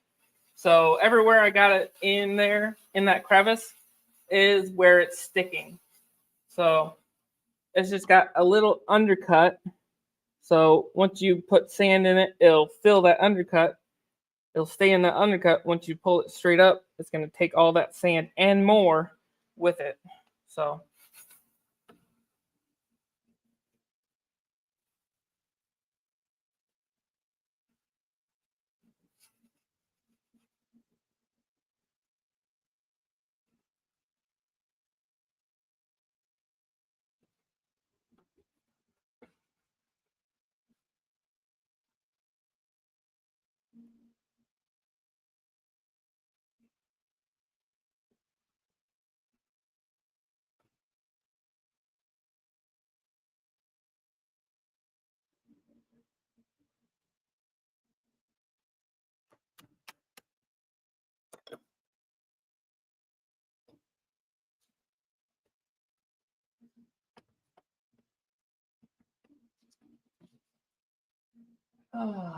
being entertained. Are you not entertained?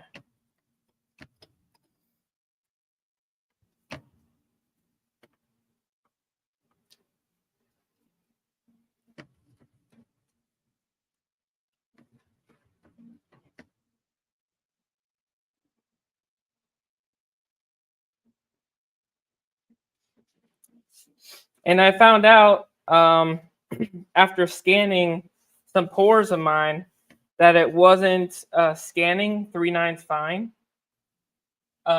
Big pores, little pores. It was scanning 3/9 fine, a little bit here and there, little places. Reading 90% in some areas. Then I took it to the coin shop, LCS, and had them scan it with their XRF gun, which is an X-ray metals verifier. And turns out Sigma verifiers don't do so well with scanning pores. They are unverifiable, if you will. It can verify them, but if it has a uneven surface, if it has a lot of detail, it will not scan very well.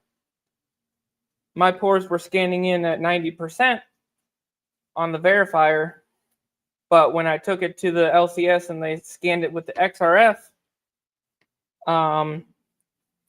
tester, it tested 3/9 fine, almost 4/9 fine. So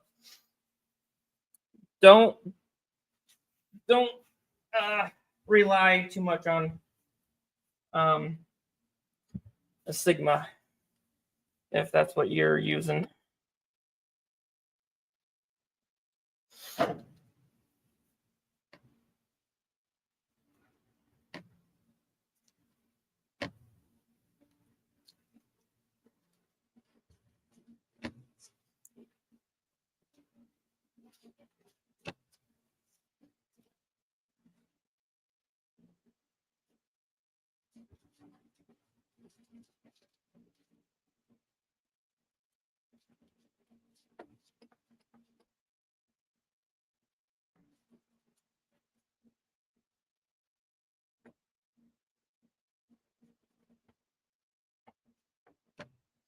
Now, now this wood is very fragile. It's held by glue and nails, so gotta be very gentle with this. I hammered it and almost split the shit apart, so gotta be especially careful with this mold.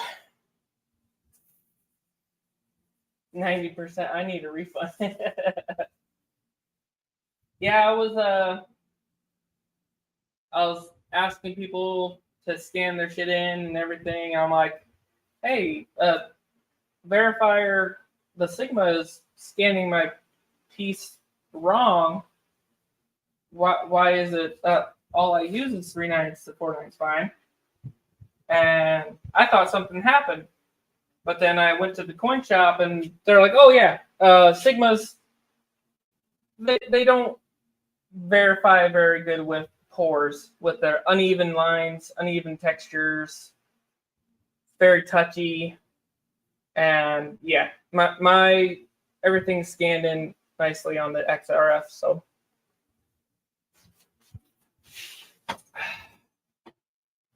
I was just happy that, it wasn't just the fact that Sigmas don't scan pores in very well. I found that out. So LCS even tested it a lot of times too, with comparing Sigmas to XRFs with pores. Good. All right.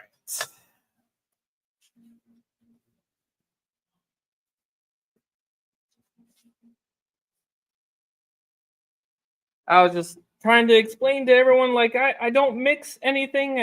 I keep all my, shavings separate. I keep everything separate. There's no way, no how any copper could have got mixed.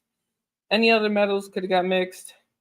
I thought it was my propane furnace because it kept on deteriorating the metal.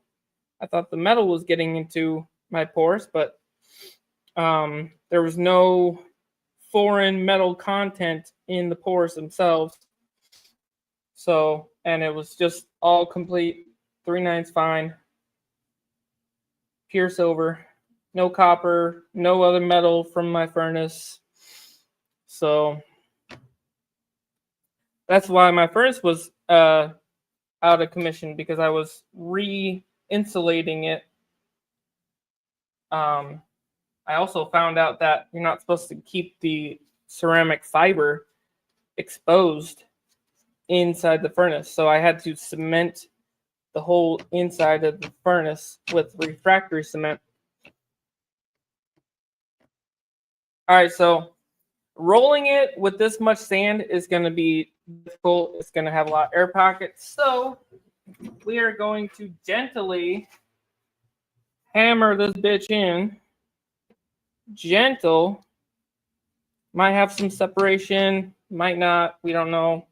But here we go. Gonna hold it down.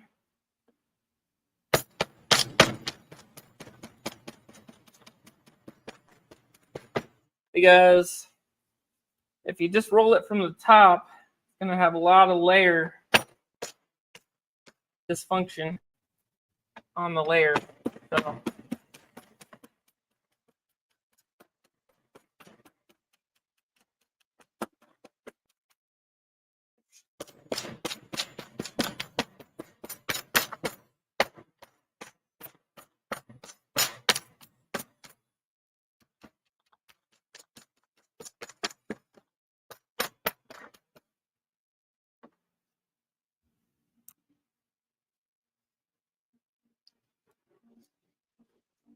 I wish I could get an XRF gun. Honestly, I wish I could, but they cost more than a fucking car. I think the cheapest one that I found online was like $8,000. I'm like, yeah, that's not happening.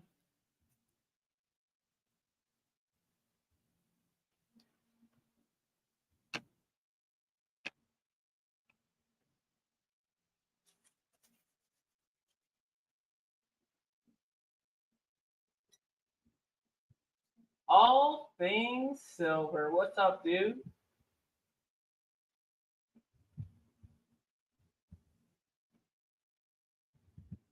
Just got an invoice for $178 when they said they were sending a gift.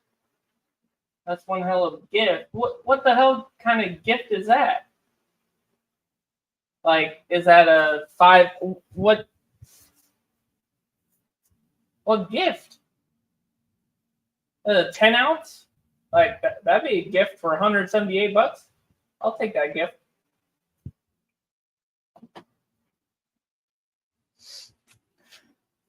What up, All Things Silver? How you doing, buddy?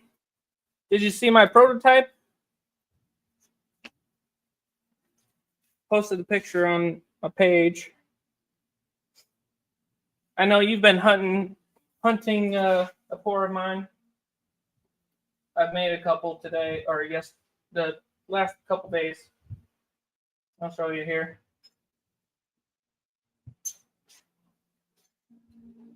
Just made a couple. They're not finished. I still gotta sand them down, but stamp them up.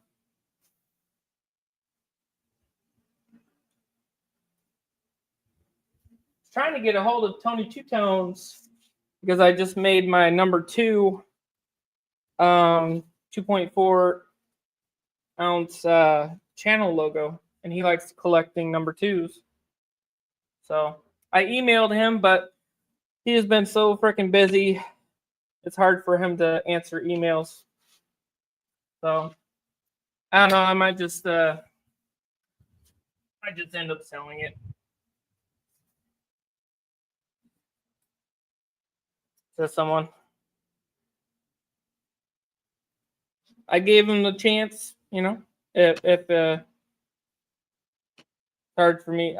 There's always more number 2s, you know, in different sizes. So sure he'll get another one eventually from me.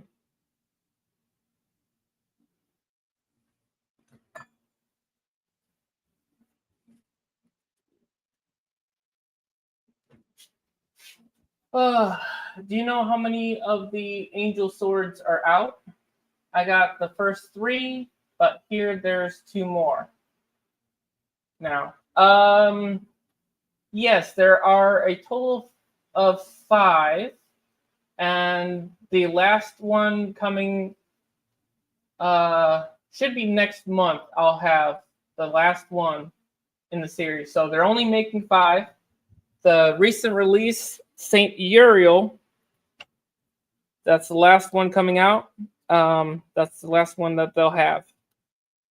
Saint Uriel.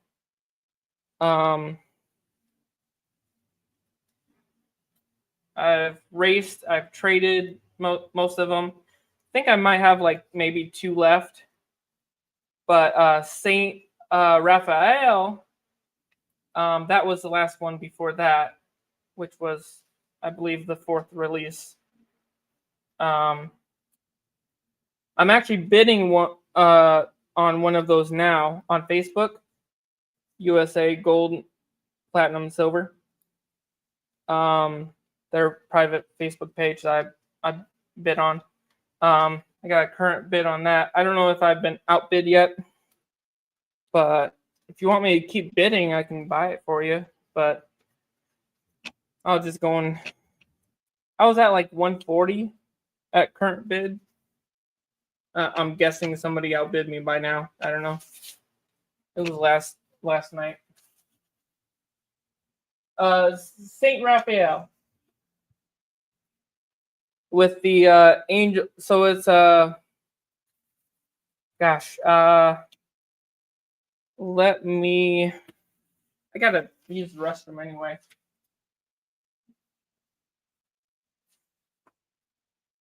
I think you still have the high bid. Oh shit! Really? Here, let me get in there. See if I can see the post here.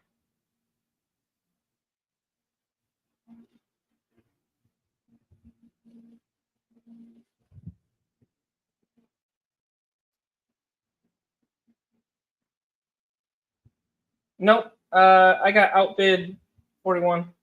So I'll go up to 41.45. That's decent. That's just below what I could buy them for previously. So, all right, here it is.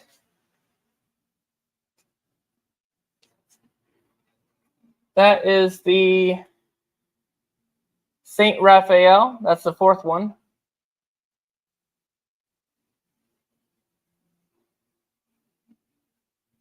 Fourth one in the series.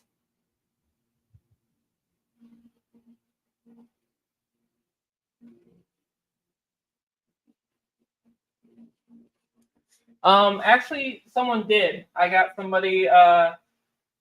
He actually printed it out. He made a 3D program and printed it on his 3D printer. I can see if he wants one, or if he can make one for you.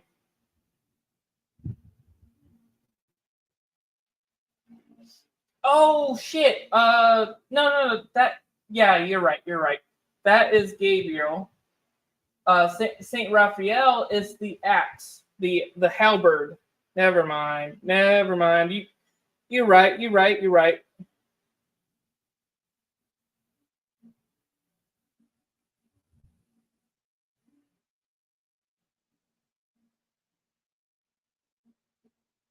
All right, so Saint Uriel, this is the last one.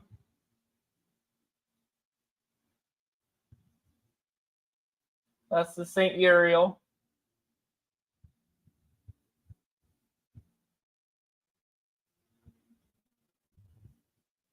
There's Saint Uriel's shield stacker.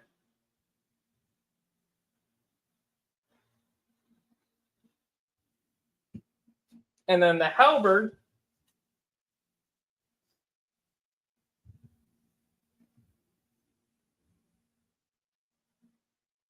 was the 4th one. Let me see if I can find a picture of that here.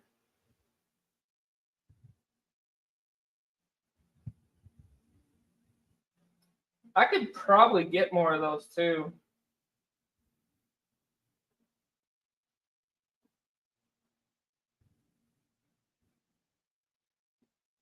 There we go.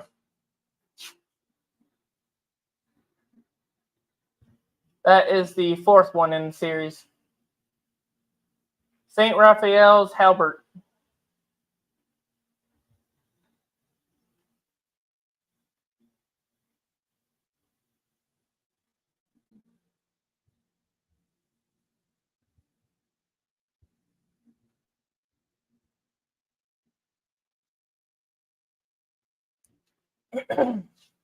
But yeah, if you're having trouble getting one, I can always get a hold of my supplier and get you one.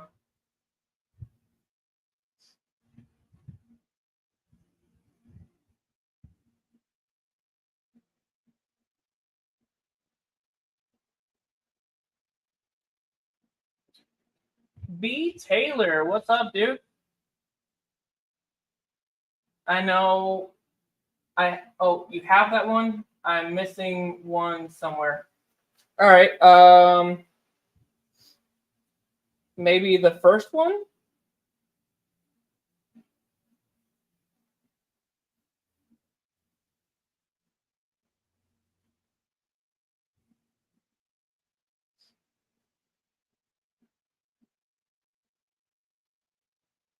Let me get in here.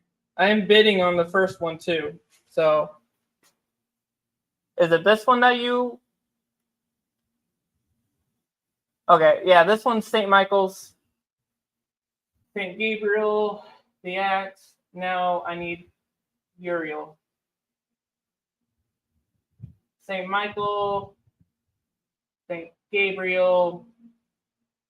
Okay, Raphael's Axe. Now Uriel. Shit. What was the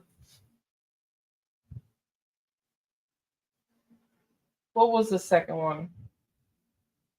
Shit. Okay. 2.5 ounce Saint Angel Swords.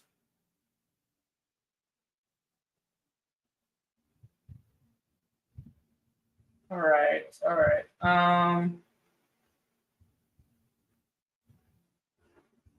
You know what? I might. I think there's actually 4. I think there's only 4 swords.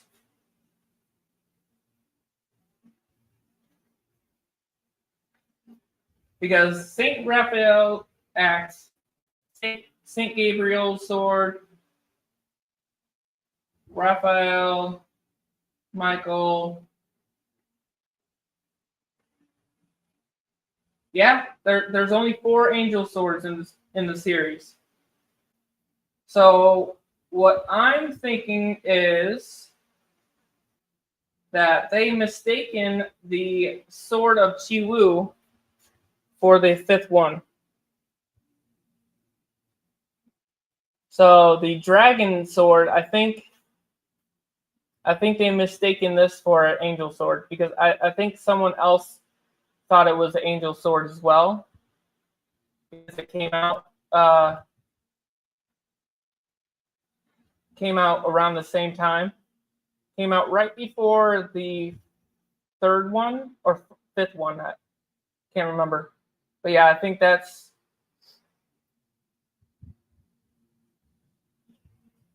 might be the case. Yeah. So yeah, I think that is what happened.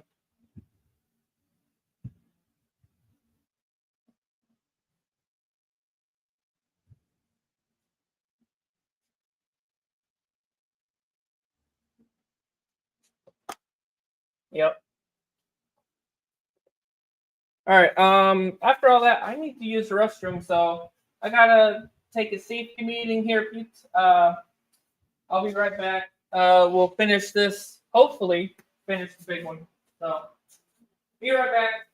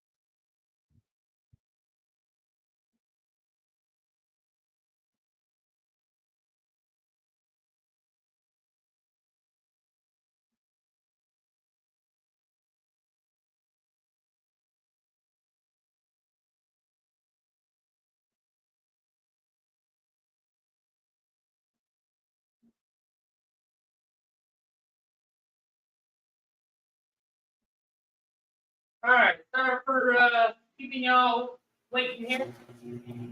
Get a little warm in here now.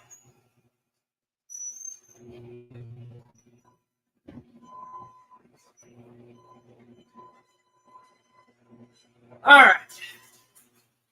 Had to chat with the wife a little bit. She was away. Think he got lost. Had to see a man about a horse. Yeah, it was definitely number 2 for sure.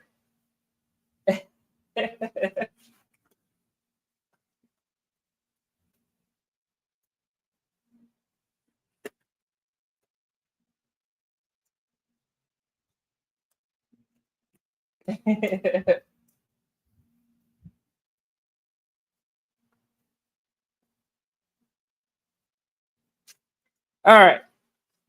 Sand's pretty loose, so get a little sprinkle, a little bit of sprinkling on here.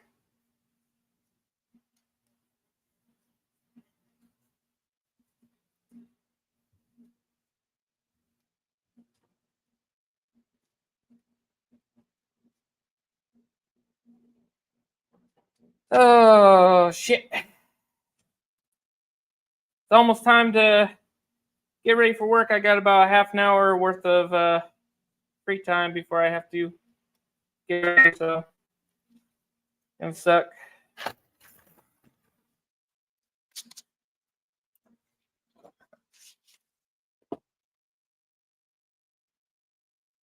Fucking beautiful day out though. I'll tell you that much.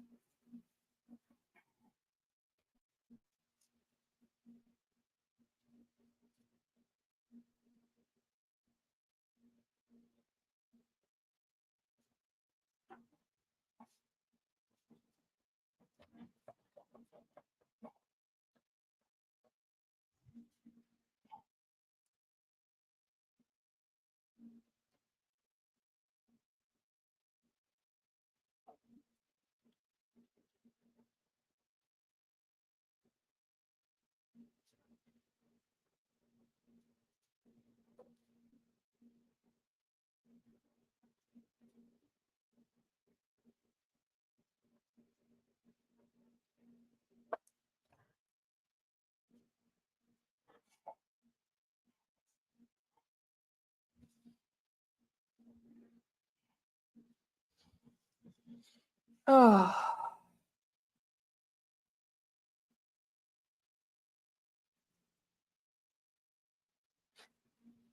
Hey Seth, did Rocco text you? He tell you about his Facebook account getting fucking hacked? Or not hacked, but disabled, I guess, if you will.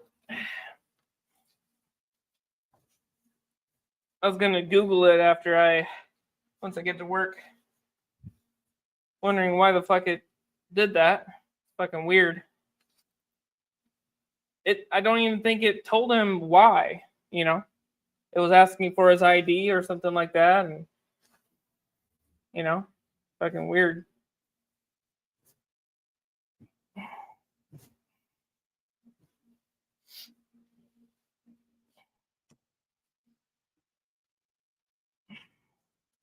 Yeah, see, it's starting separate there.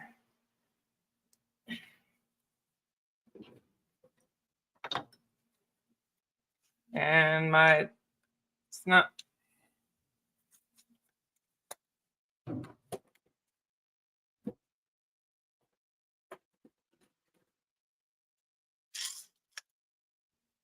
There we go.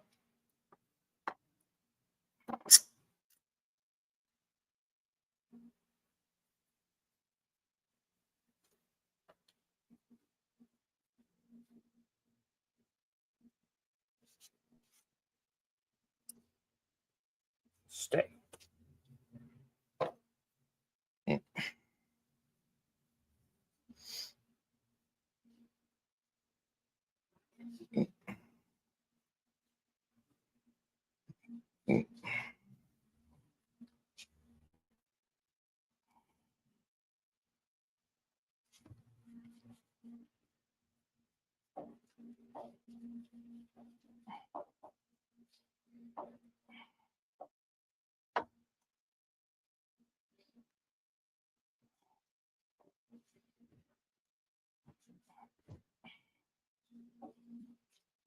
All right.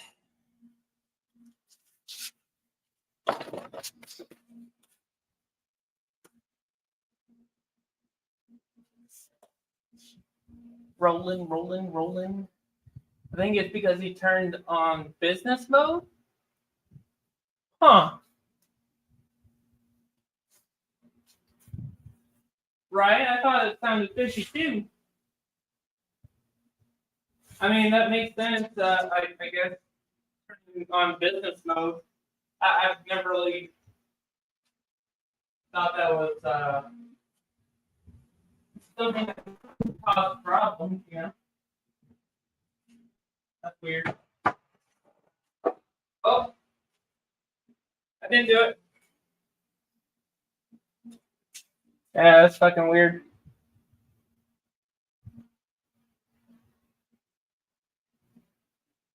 Cartier, I did not get your email. I didn't get a notification for it. So it might be in my spam mail. A lot of times it'll end up there.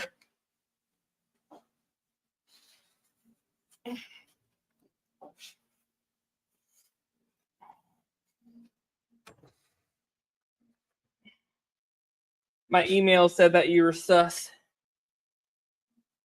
I'll check later.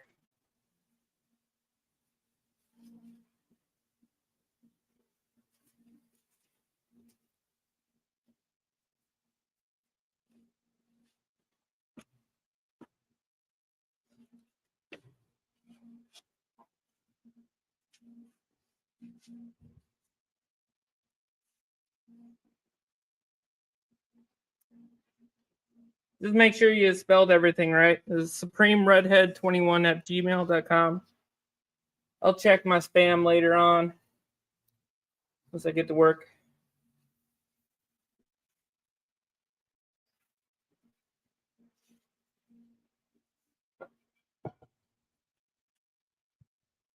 Oh, that makes sense. Oh shit. So with this mold, since I did stuff to it to make it more easy to remove. If I lifted it up right now, it might come out. So I gotta be very careful.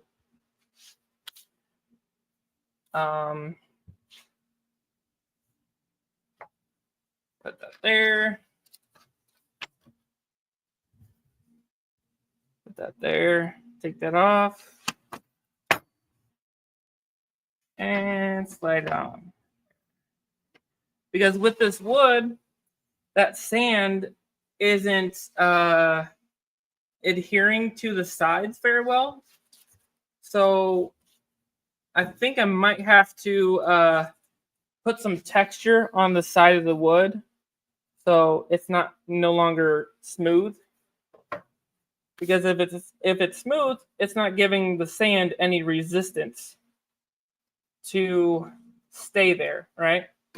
Because on the metal ones, all this texture is keeping that sand in. If this metal was smooth, it just slide right out.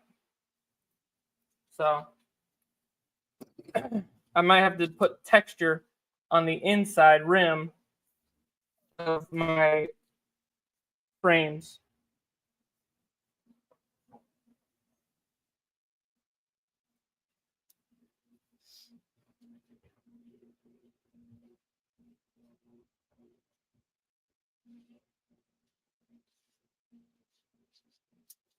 All right.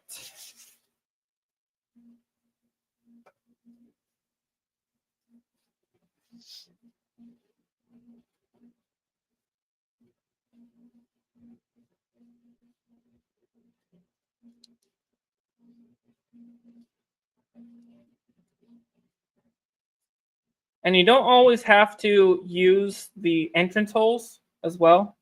You can always pour it horizontally. A lot of times horizontal pours are better for the mold or the type of pour that you do. And it creates a lot less resistance with gravity. Gravity plays a big part on this as well when it comes to liquid metal. Faster the silver goes, the more sloshing and ripples that silver will create inside that cavern. So you got to be very careful. That's why a lot of times people pour slow, but pouring slow will also create it to cool faster. And it'll just cool faster inside and leave a lot of detail out and possibly wreck the pour. So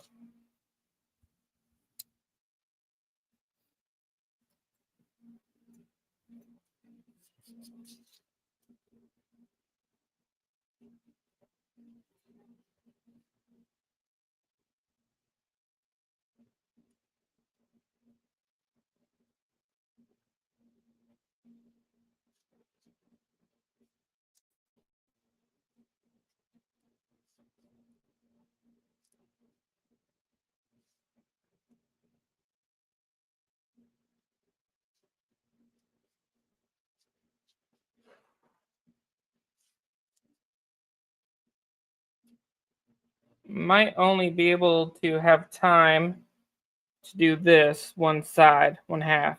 So might have to finish up tonight after work. Either way, I'll be pouring all of these tonight after work, but I might have to finish this mold tonight as well before I start pouring.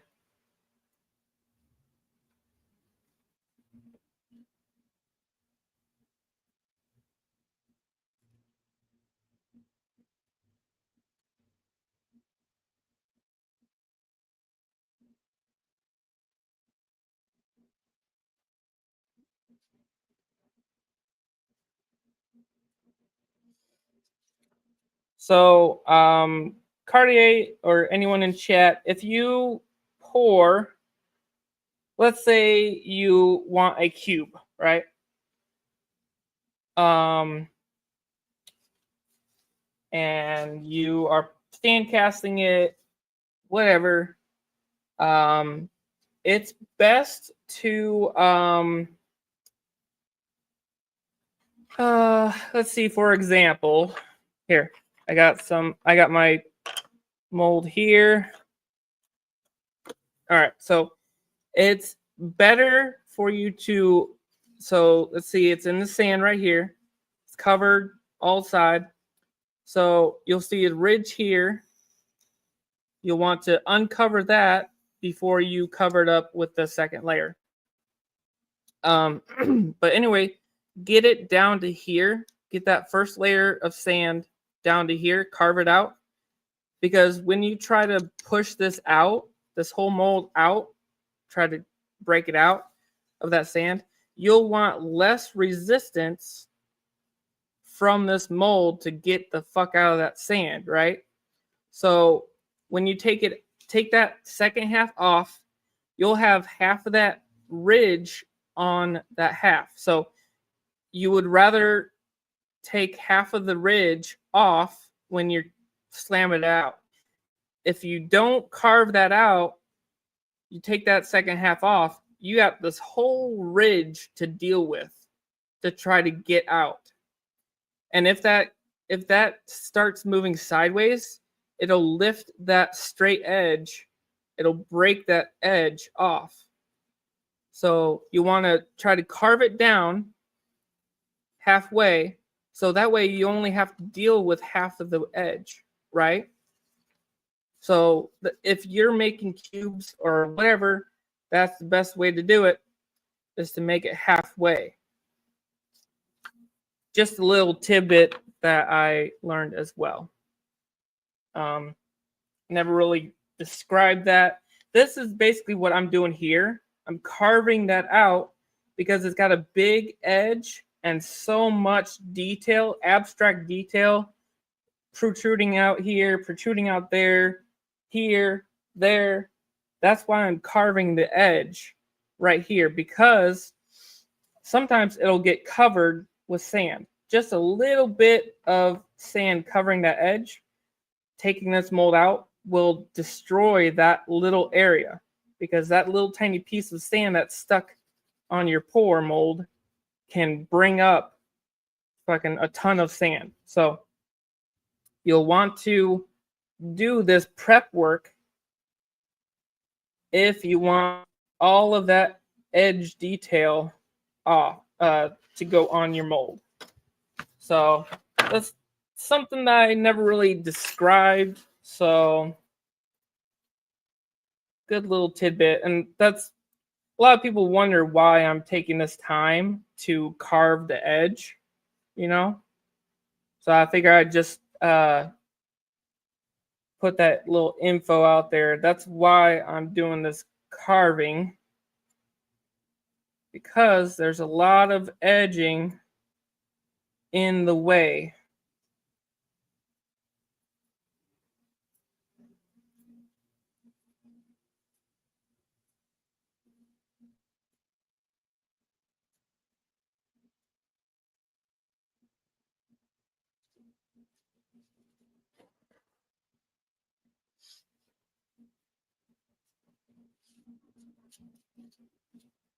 And have your bucket down there on the floor, or at least right next to you, where you can just drop the spare sand that you're carving off. I'm not throwing it on the floor. It's all going into my bucket. At least trying to go into my bucket.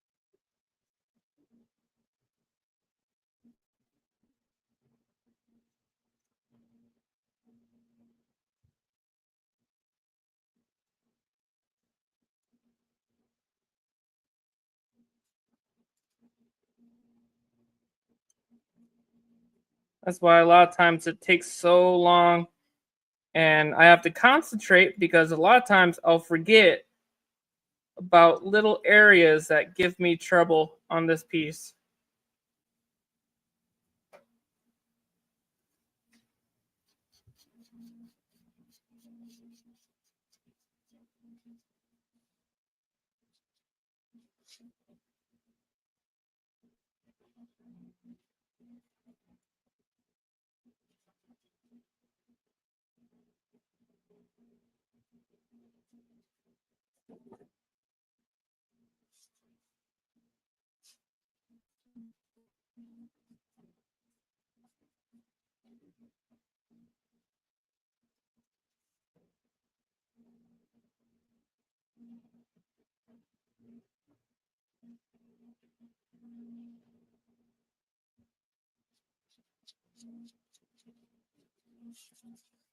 Oh shit. Okay.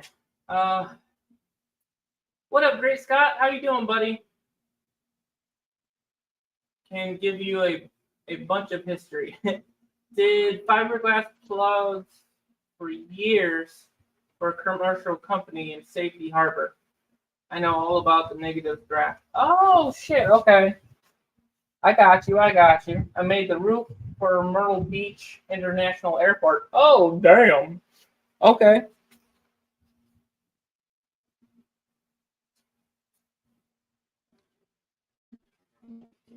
Yeah, a lot of times that's hard to describe.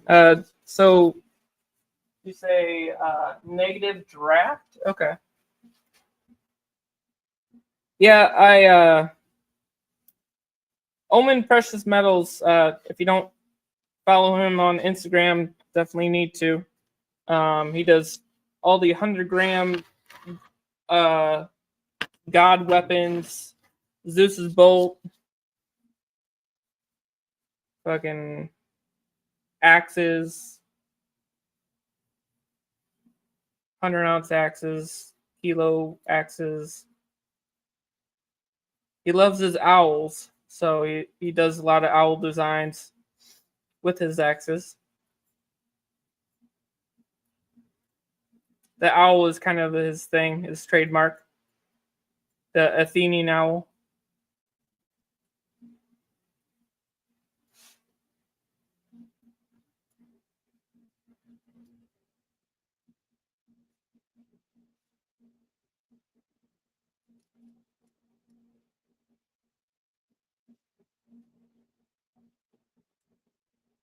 But he gave me a picture, a reference image to show people on how he described it. Everybody always told me it was like undercut, you know.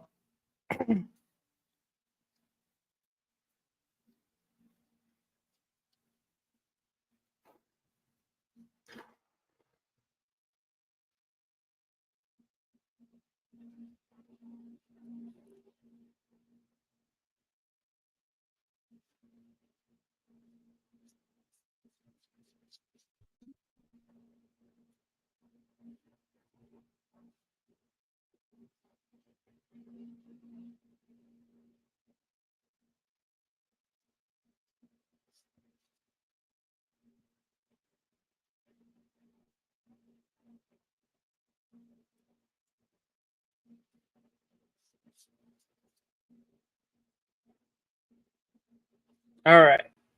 Oh, almost forgot. See, this is the main place area that I forget once in a while.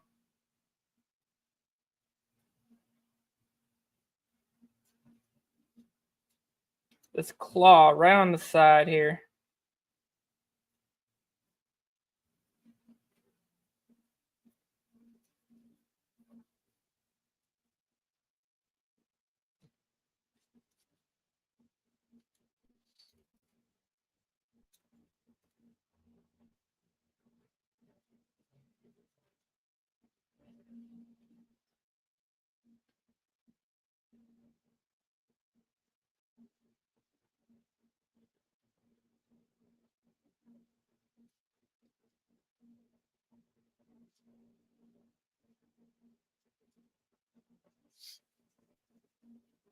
So this design is the one from Etsy.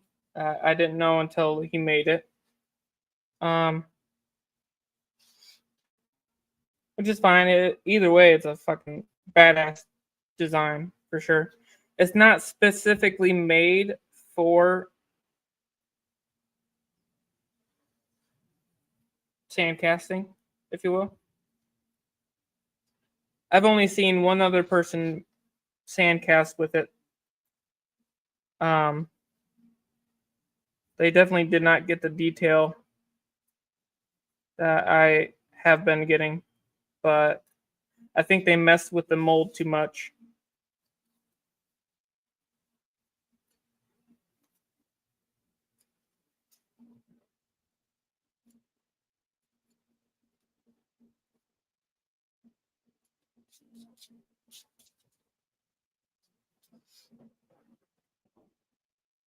A lot of their scales and stuff were covered up or like smooth.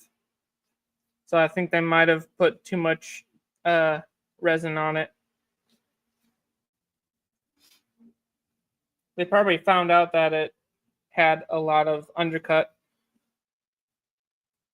So they kind of tried taking care of it everywhere.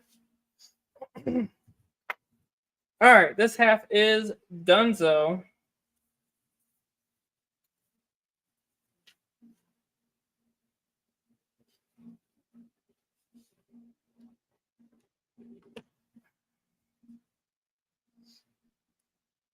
See how hard that was to get on there? All right. Gonna be even harder pulling it off.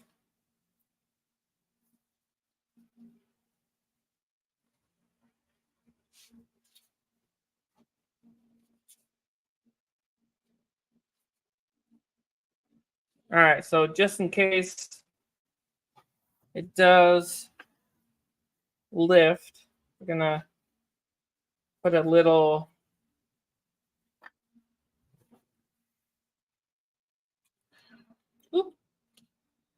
pinch my glove here.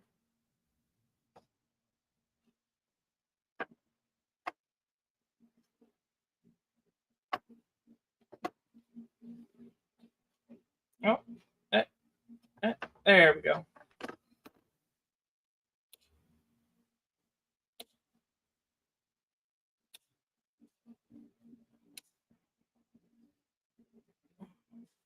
All right. There's that. I don't know if we need it on the other side, but we're still gonna do it. Because fuck it.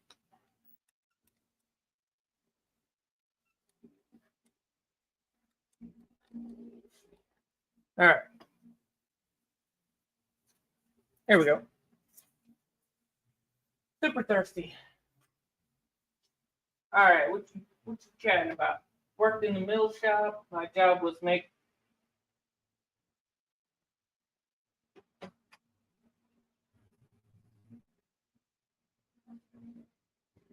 hundreds of buildings out there. I did. Damn. Guess that's why it started pouring. When I croak, someone somewhere will still have my pores with my name. Yeah, that's what I'm talking about. And we need to make a box. I have some little panning shovels. Need to pour the standard flask. It's too small.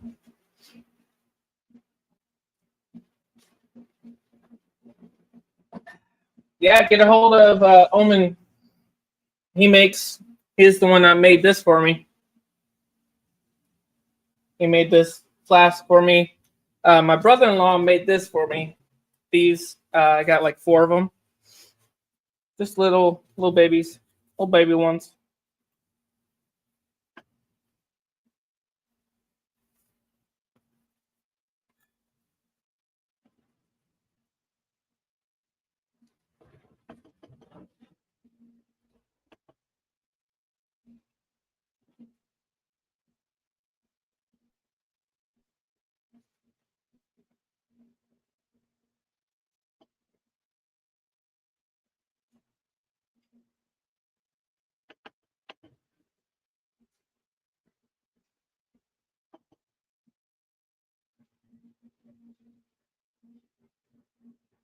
All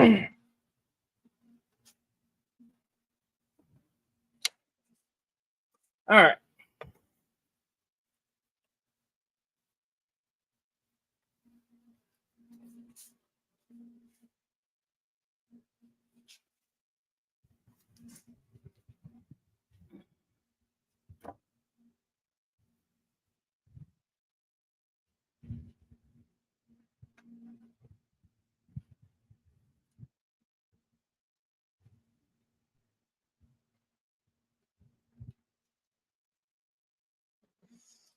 Oh.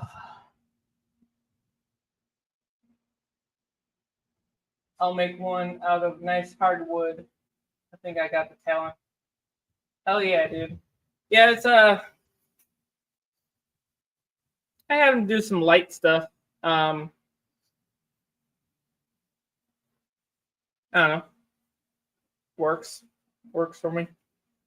Omen, he uses the same wood because he has massive freaking molds. Go watch his Instagram videos. Dude, he's got flasks that are taller than him. It's crazy.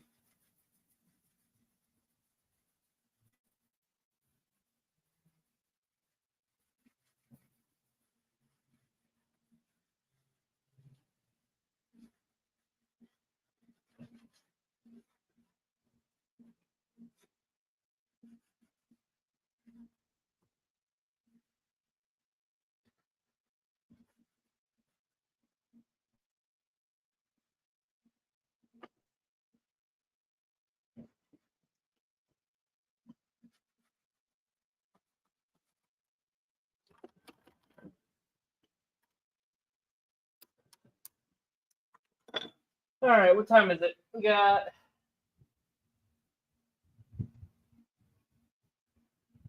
109. So you're gonna pour or just keep us on the edge of our seat? I'm not gonna pour today. I was gonna pour, but I need to catch up with things, so it's easier to get multiple pours done or molds done, and then just pour them all. So I'm actually gonna pour tonight. So okay, 209 there. So you're an hour ahead of me. So I'll be pouring when I get home by midnight. So that'll be 1 a.m. for you.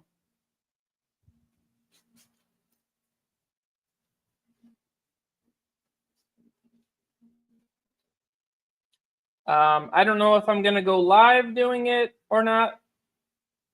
A lot of times the live does distract me from, going faster because I like to talk sometimes.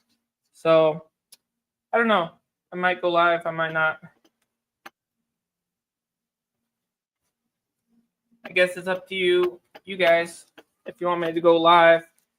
It's going to be pretty late, so if you guys aren't going to be there, you know.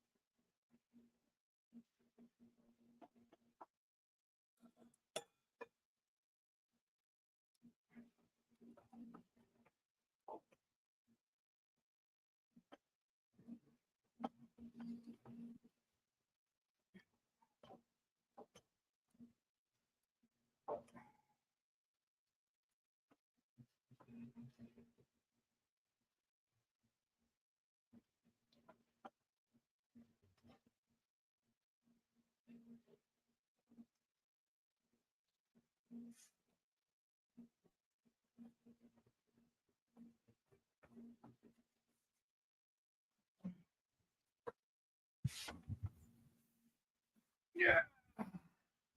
Oops. Dropped a little sand out of the bucket.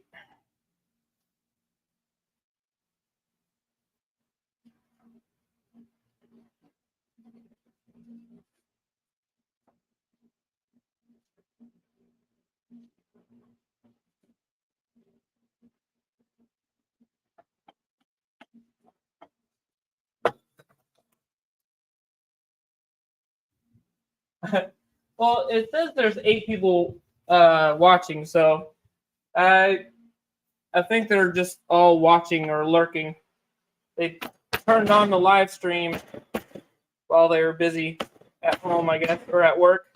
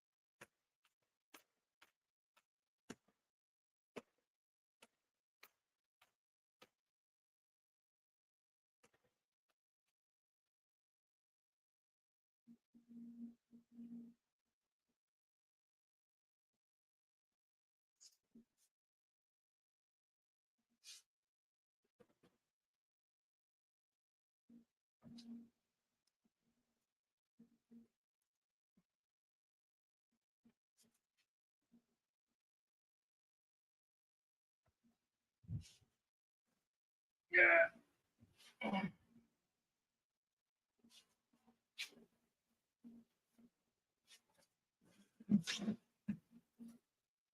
Oop.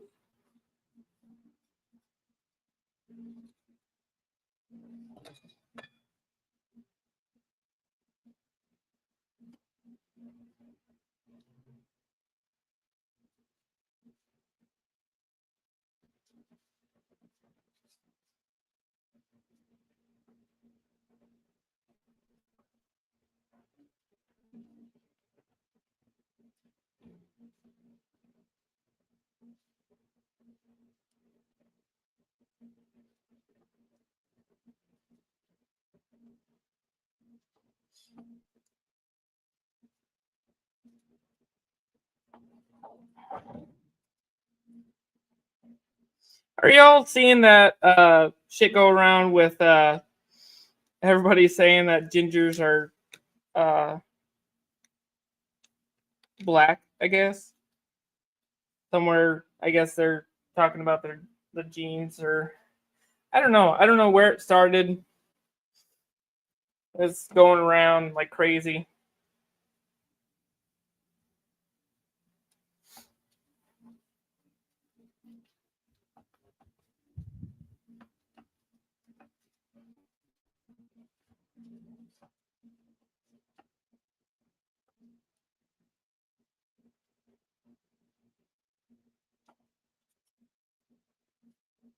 All right.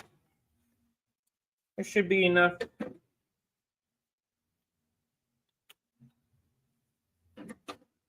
Hopefully. Oh, that's the dumbest fuck. Right? Exactly. That's fucking ridiculous. But somewhere, someone came up with proof, I guess, or something like that, saying that, I guess we have black traits, or like, I don't know, some, I don't know what the, I don't know what the whole story about it is, but it's fucking ridiculous. Everybody that is, everybody's just making fun of it. They're like, "Oh, can I say the word? It does that give me, probability?" I'm not gonna say it, of course, but does that give me? I'm like, bro, shit's hilarious. It's stupid, but hilarious for sure.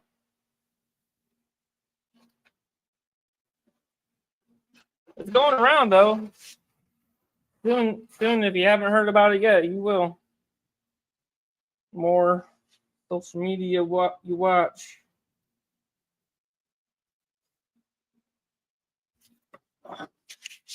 All right. I didn't think I was going to finish the half of this, but right. We're white as shit, you know. we got what is it? Mainly I think I have some German. I think I have some. Oh, obviously I got Irish in me, you know.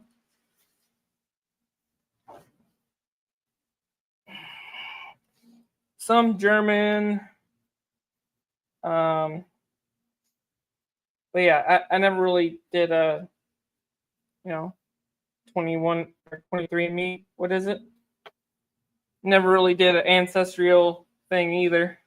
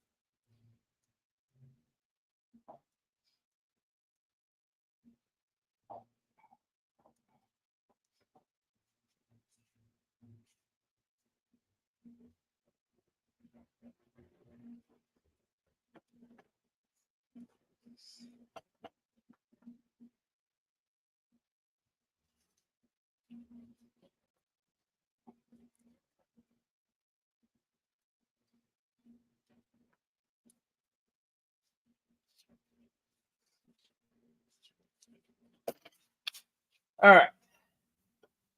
I am running on spare time right now too.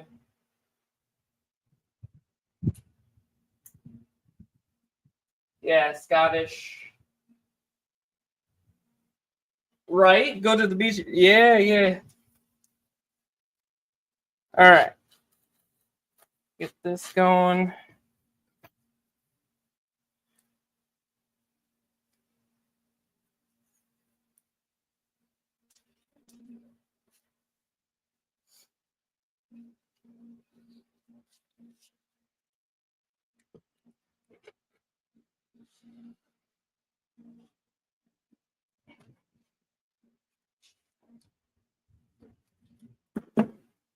There we go.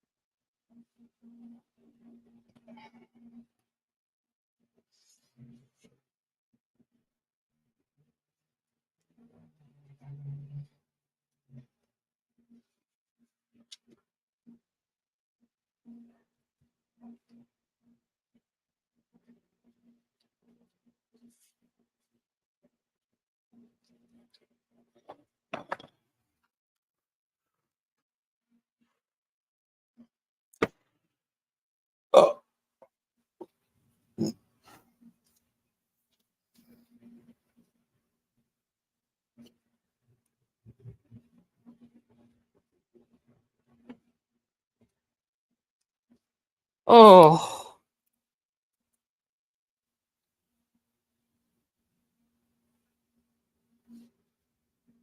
Look at that.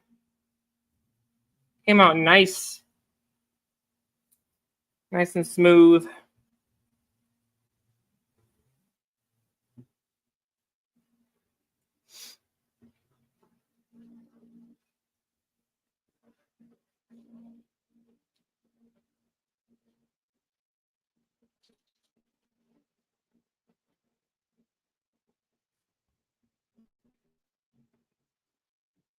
I like it.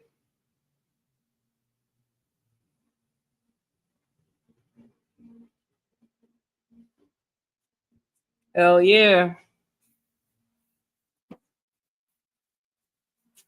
What I'm talking about. I don't know where to put this though.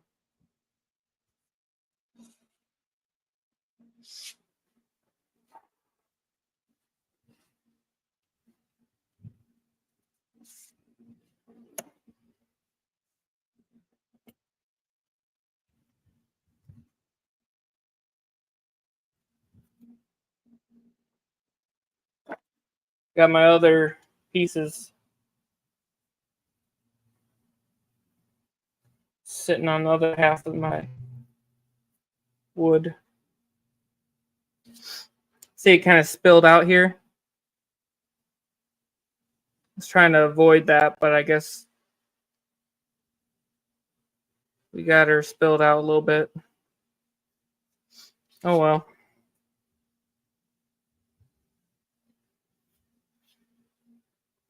Hopefully it contours to that.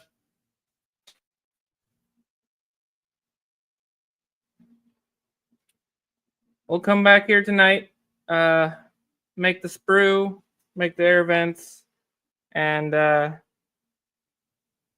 see how she comes out.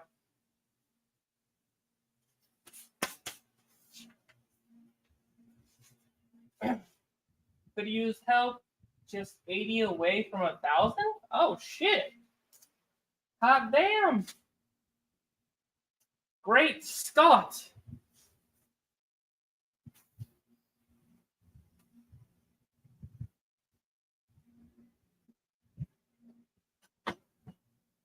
Oh yeah. All right. Use tape to pull it. Ooh.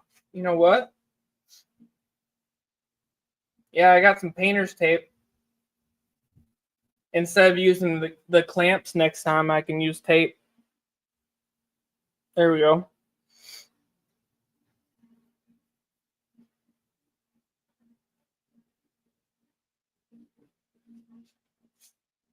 I got to cut out platforms for the back to contour to this, because right now I just use the bigger back for these to cover the back on this when I clamp it. So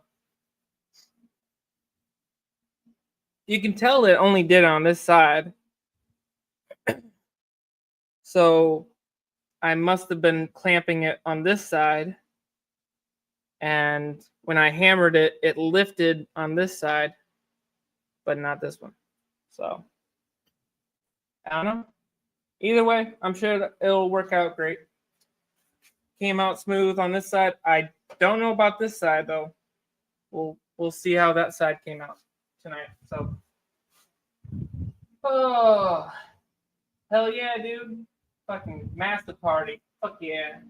All right, y'all. I will see you. If I go live tonight, I'll see you tonight. If I don't, I will go live.